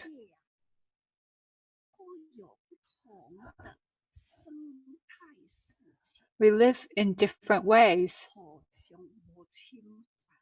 and we shouldn't affect one another. And this is how we can live in peace together on earth. As humans, we should see and appreciate the lives of all these animals. We shouldn't discriminate against them either.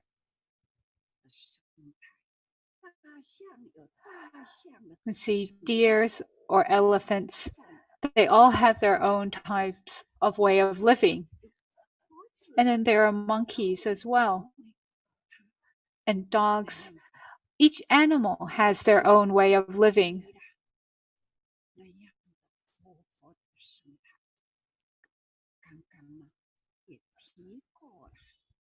Earlier, our brother also mentioned Coco, the gorilla.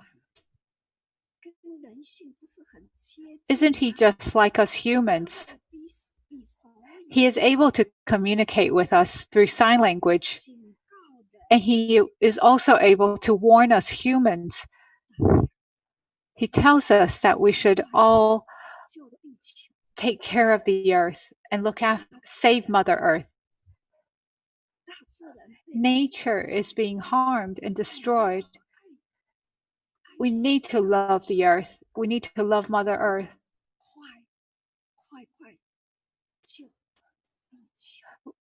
We need to seize the moment to quickly change our behavior.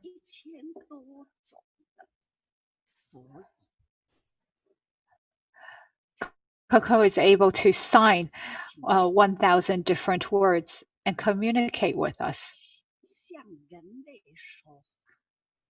This is the Dharma, the teachings that he gives us humans. He even said we humans are stupid. because we are destroying our own nature.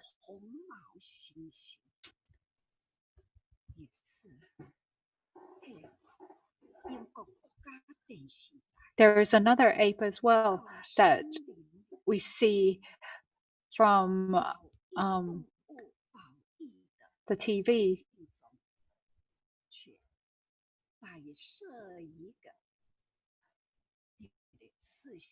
So we see the conservationists setting up for this gorilla to talk to us.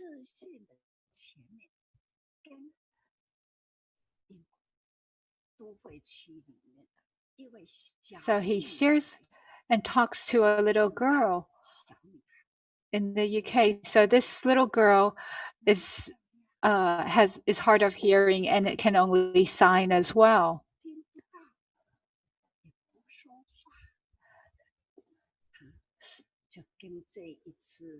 So we can see this girl signing with this gorilla.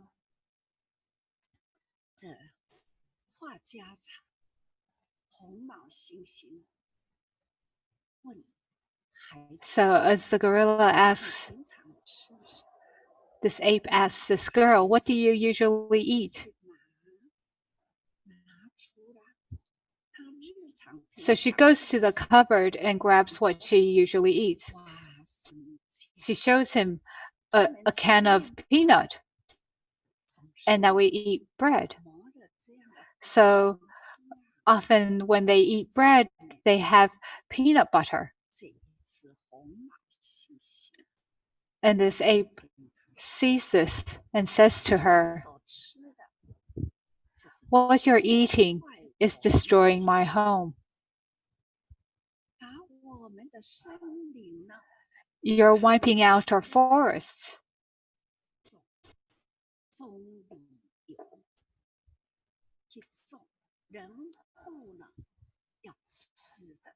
The way that humans farm,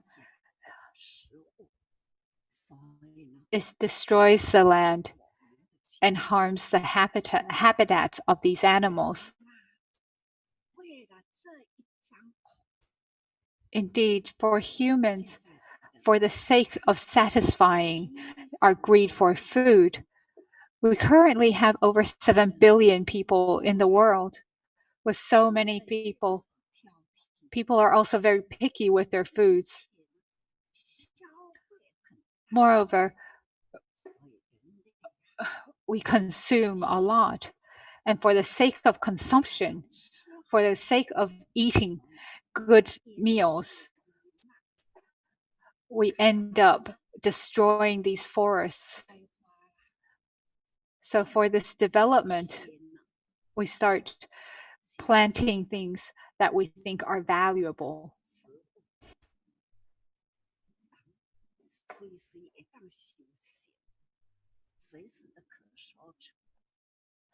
These are the foods that we want to be able to grow, and for crops that we can use all year round, such as palm oil or coffee.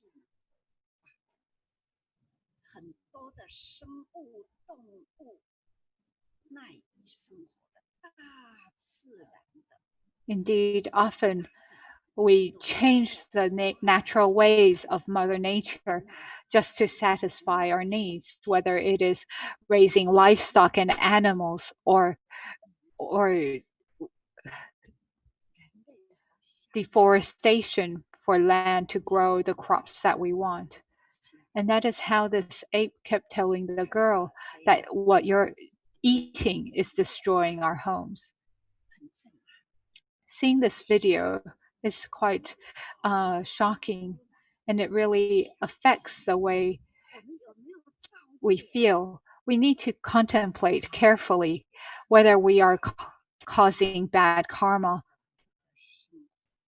Indeed, we are sowing many bad karma, bad seeds, whether it is through the way we live, our transportation, our homes, our food. Everything we do is destroying nature. And how are we living is wasteful.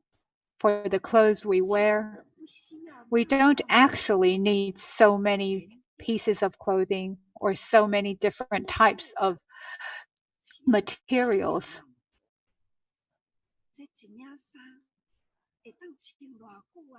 For one shirt, we can wear for a very long time. Take what I'm wearing now.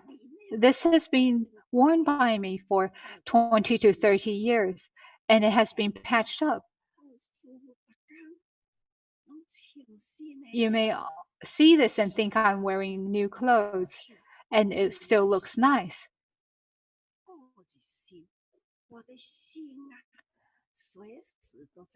But the actual material isn't new. What is new is because I don't accumulate rubbish in my heart or mind. I don't let my mind and my heart to be contaminated. So I'm constantly trying to purify and cleanse my mind to be pure. Hence, even for a piece of clothing, it may be worn for decades, yet possibly 30 years ago when I mentioned about environmental protection, I may have very well been wearing the same piece of clothing.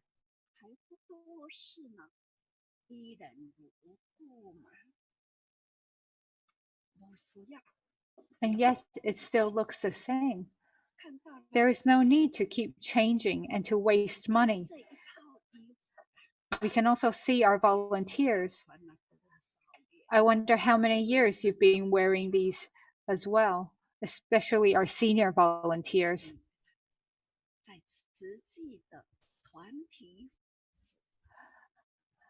In Tzu, as we wear these uniforms, as long as your figure doesn't change, no matter how old you are, you can continue to wear these pieces of clothing. I'm sure you can keep wearing it for a very long time. All in all, I often see at the recycling station, there are so many pieces of clothing. Our volunteers will see that these clothes that people no longer want, it is actually still very good. People may say, oh, you have something new to wear. But our volunteers will say, oh no, it's something I found at the recycling station.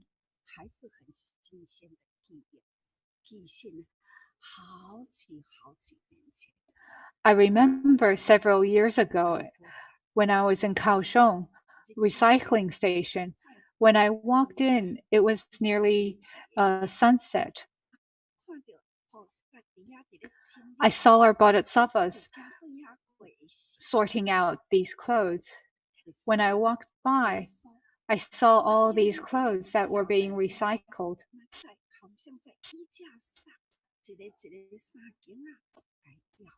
I saw all these garments being hung up.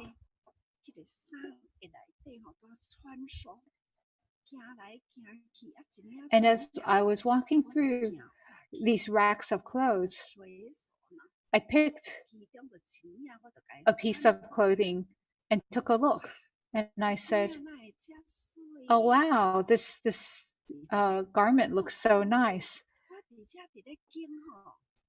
And our volunteer said, this is a formal gown. Our volunteer said, because I am attending a wedding and I am picking up this piece of clothing. She said, this looks nice.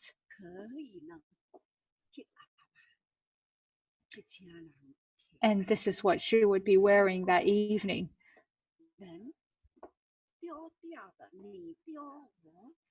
So indeed, for other people who may not want something, they no longer want it. But for us, we may find that it is still good for us. All we need to do is wash it and iron it, and it is something new. And this is how we can cherish our resources. When we cherish resources, it is also a form of cultivation. When they see you, people won't ask if this is new or old. There may be even people who, when they find out you are wearing something that is recycled or secondhand, then they will praise you. And this is how we can educate others.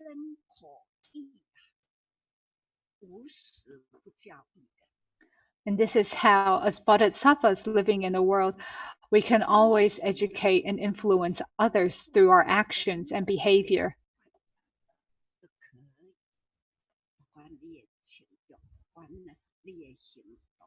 And no matter whether it is our clothing, our way of behaving, this is how we can influence others. And this is how easy it is to be a living bodhisattva. I hope all of you can understand what I am trying to say.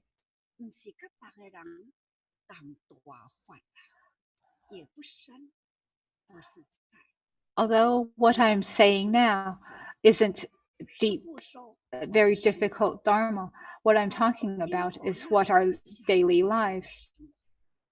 So we can see I'm talking about the little girl in the UK doing sign language to communicate with the ape. Or we are talking about our own lives and our experiences. These are all everyday living. This is how we practice the Dharma in our everyday life. Even though our lives go about as normal, we can do something that is far from normal. We can cultivate and we can change our behavior to walk this bodhisattva path. This is how we can walk the bodhisattva path in our daily lives and influence others and change ourselves as well.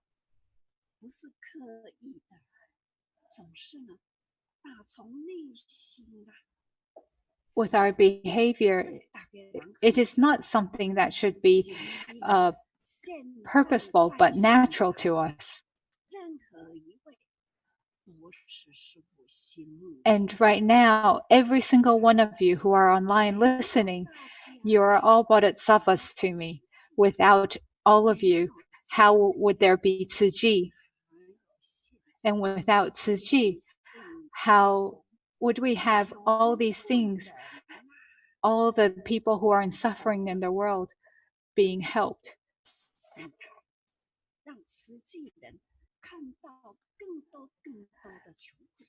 During this pandemic, we have been able to see and reach out to even more people who are in need. As Tzu Chi volunteers, we need to organize more ways to help others and reach out to even more people who are in need.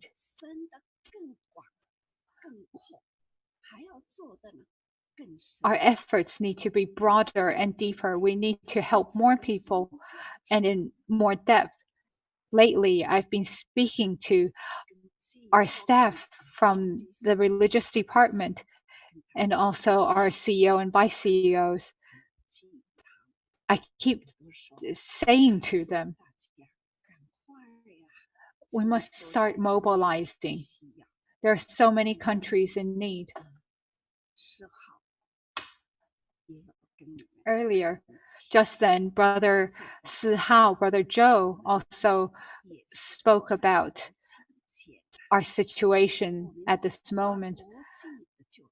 We have crossed borders and throughout the world, whether it is religious, no matter what religion it is or where it is, we have been able to send out protective equipment, PPEs, all these medical equipment we were able to provide to different countries.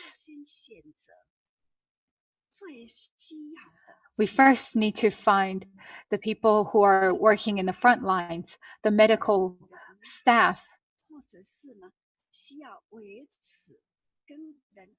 or people who need to continue to keep in contact with people.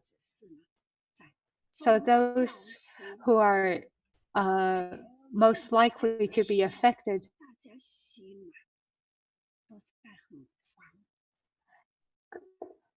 during these times, there are many people who are panicked or in fear, and people need the comfort and care of religious leaders in different religions.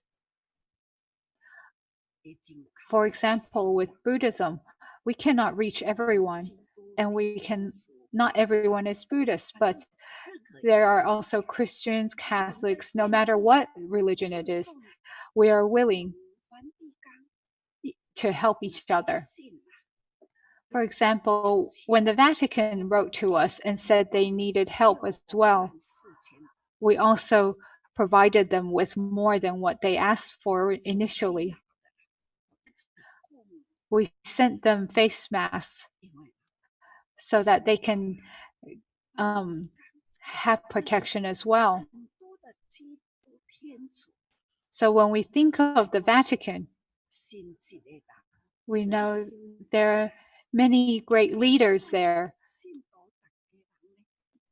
At this time, many of the Catholic followers also need spiritual care and support. Hence, it is very important that we help them as well, that we provide them with the face masks that they need, and also for their followers as well.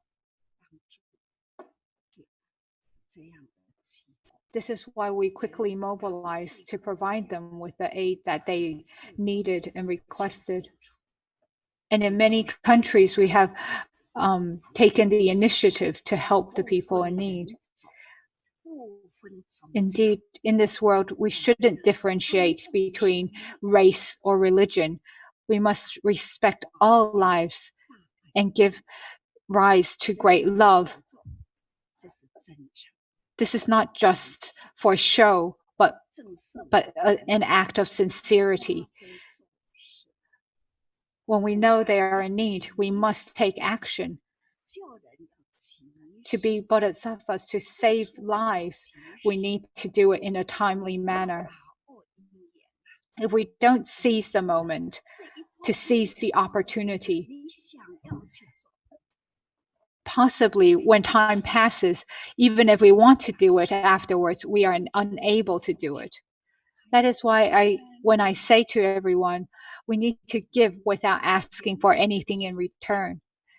And of course, we need to pray sincerely for a world of peace and free of suffering.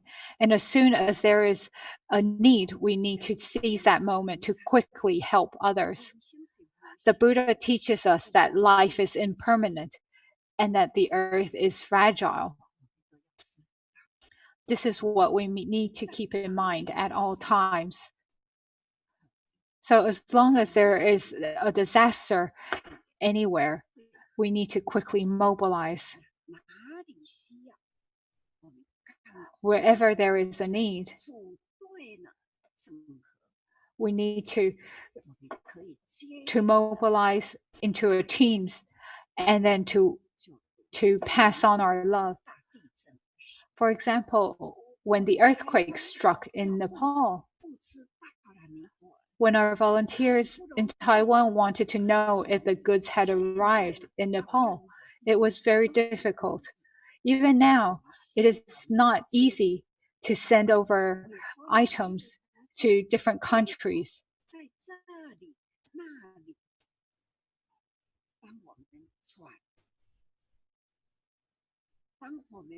So we may ask volunteers or people locally to help with distribution and with receiving these goods.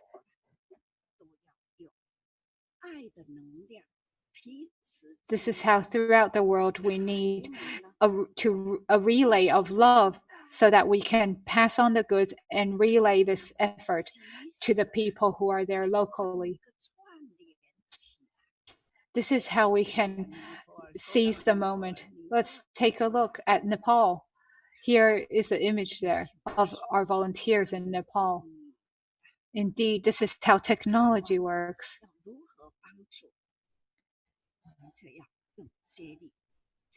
So when we want to help the people there, we need to seize the moment.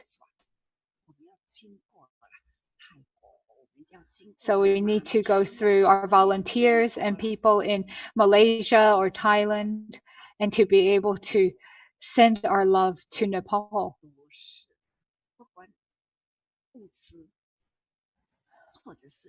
Whether it is the goods that we are sending over or the people, this is how we need to connect together.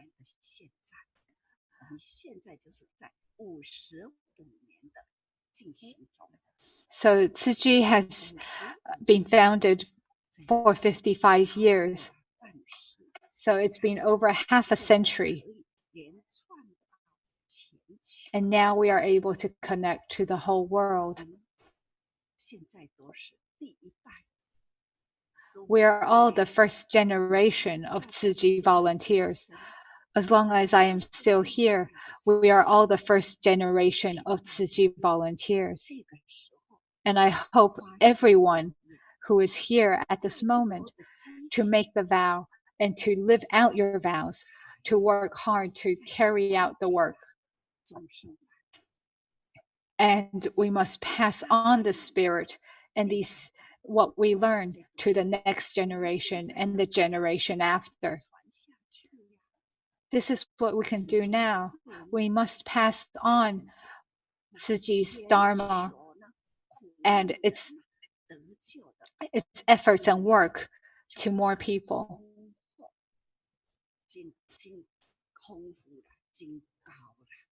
And this is how we can flourish and have to do many things. So I hope all our volunteer bodhisattvas throughout the world to make great vows and to put your vows into action, to give rise to selfless great love. And at every moment, every second, we mustn't let time slip by. This is what I hope everyone can do. This is what I hope we can all seize the time and effort to help others. I hope everyone can be mindful at all times. Thank you. And I give you all my blessings and hope peace and wellness to all. Thank you, Master, for your blessings. Everyone, please stand. Thank you, Master, for your teachings. Please prostrate to Master.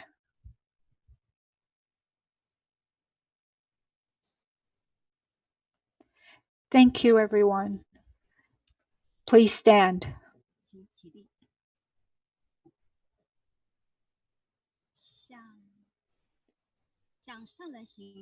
Please bow to Master. Bow.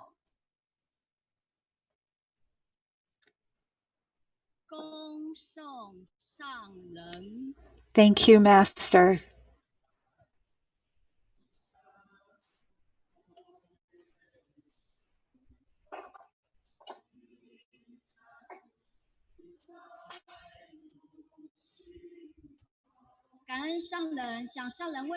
Thank you, Master. Bow to Master.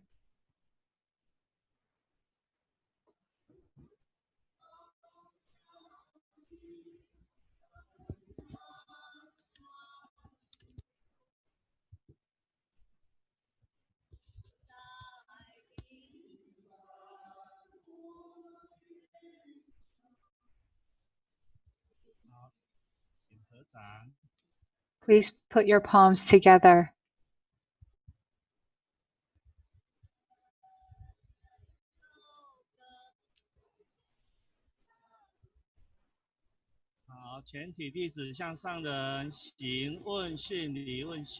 Everyone, please bow to Master again. Did you all hear me? If you heard me, then you must be more diligent. Thank you. My blessings to all of you. Thank you, Master.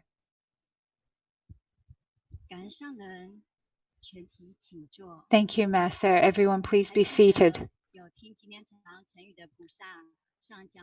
For those of you who heard Master's teachings early this morning, before we heard the Dharma, we may have spoken roughly and not be as controlled. But when we hear the Buddha's Dharma and teachings, we learn to be more gentle and to think positive thoughts. This is all because we are living in the Dharma every day. And as we continue to accept the Dharma and hear the Dharma, we will change and grow. So today we are able to connect online every day to hear Master's teachings. And we also have replays of Master's teachings throughout the day as well. So does everyone know where Master's teaching is now for the Lotus Sutra? So please seize a moment to listen. And now I hope that we can have everyone to give feedback for the Diligence Day today.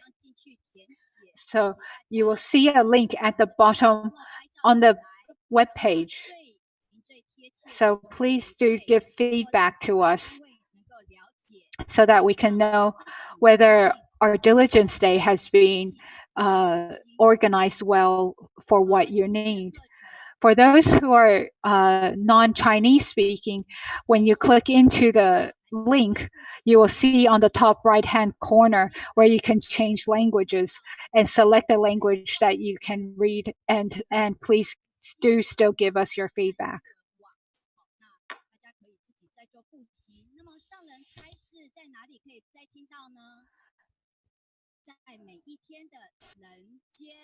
So for Master's teachings, we can also watch Wisdom at Dawn and also Life Wisdom to hear Master's teachings again. Indeed, many people are in unrest at the moment, and people's thoughts and minds are unsettled. And this illness of the mind and thought is more dangerous and scary than the pandemic. So we must care for our thoughts. And we can feel most greatly today is the earthquake in Hualien, although it is not a big earthquake. But did that shaking of the earth also affect our minds and make us worried? So indeed, our minds are very fragile and it can be affected very easily with every little shake, every little movement. So for the conclusion of today, let us pray together and pray for the earth. Let us all kneel. Please put your palms together.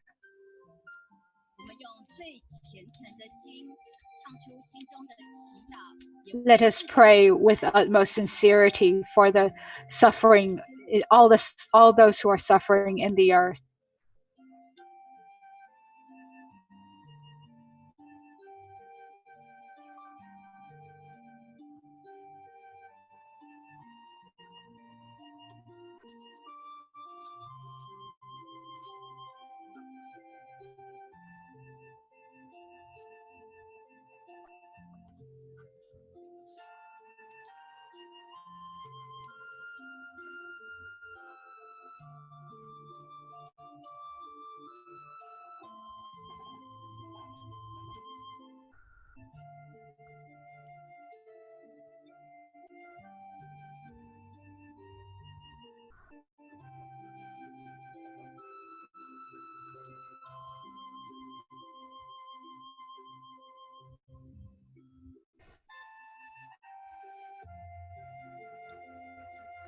In my heart, I feel deep gratefulness.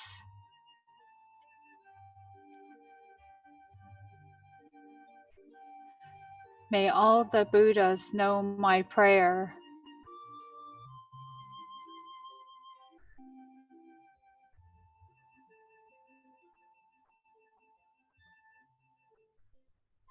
May we all unite with one heart.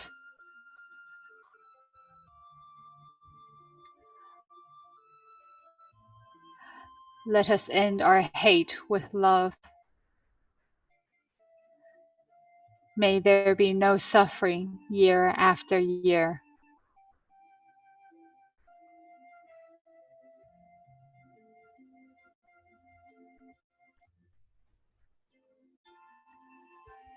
In my heart, I feel deep gratefulness.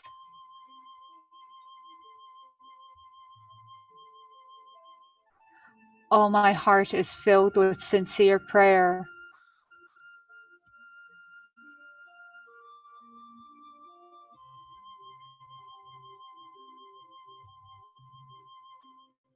From all corners of the world, let us join our hearts and pray for a world of harmony and peace.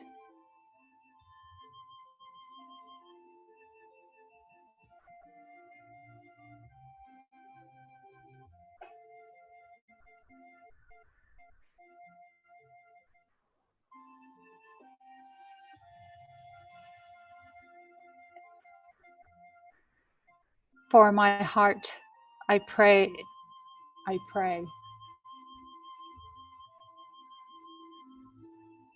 May we join our hands, our hearts as one.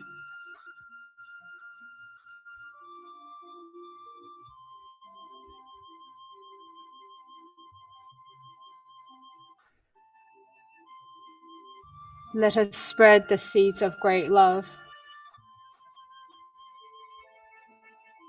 to nurture wisdom evermore. Let us fill the world with hope.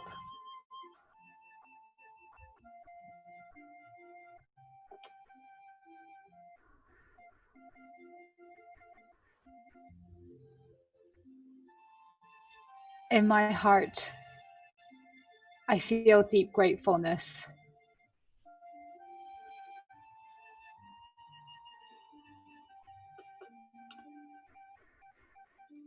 May all the Buddhas know my prayer.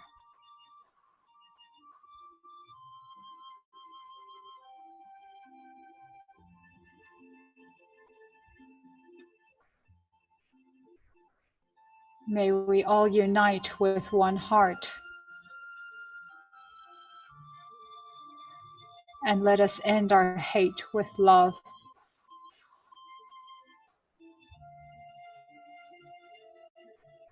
May there be no suffering in this world year after year.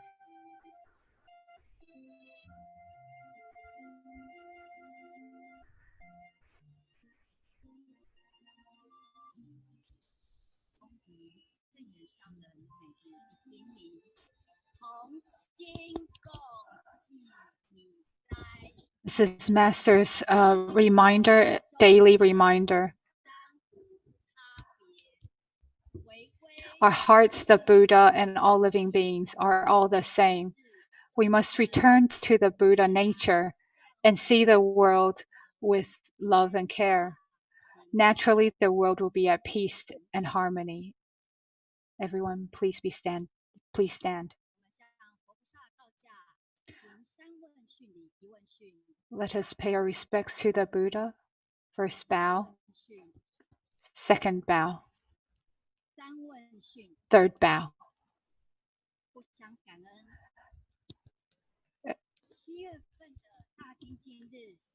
So for our July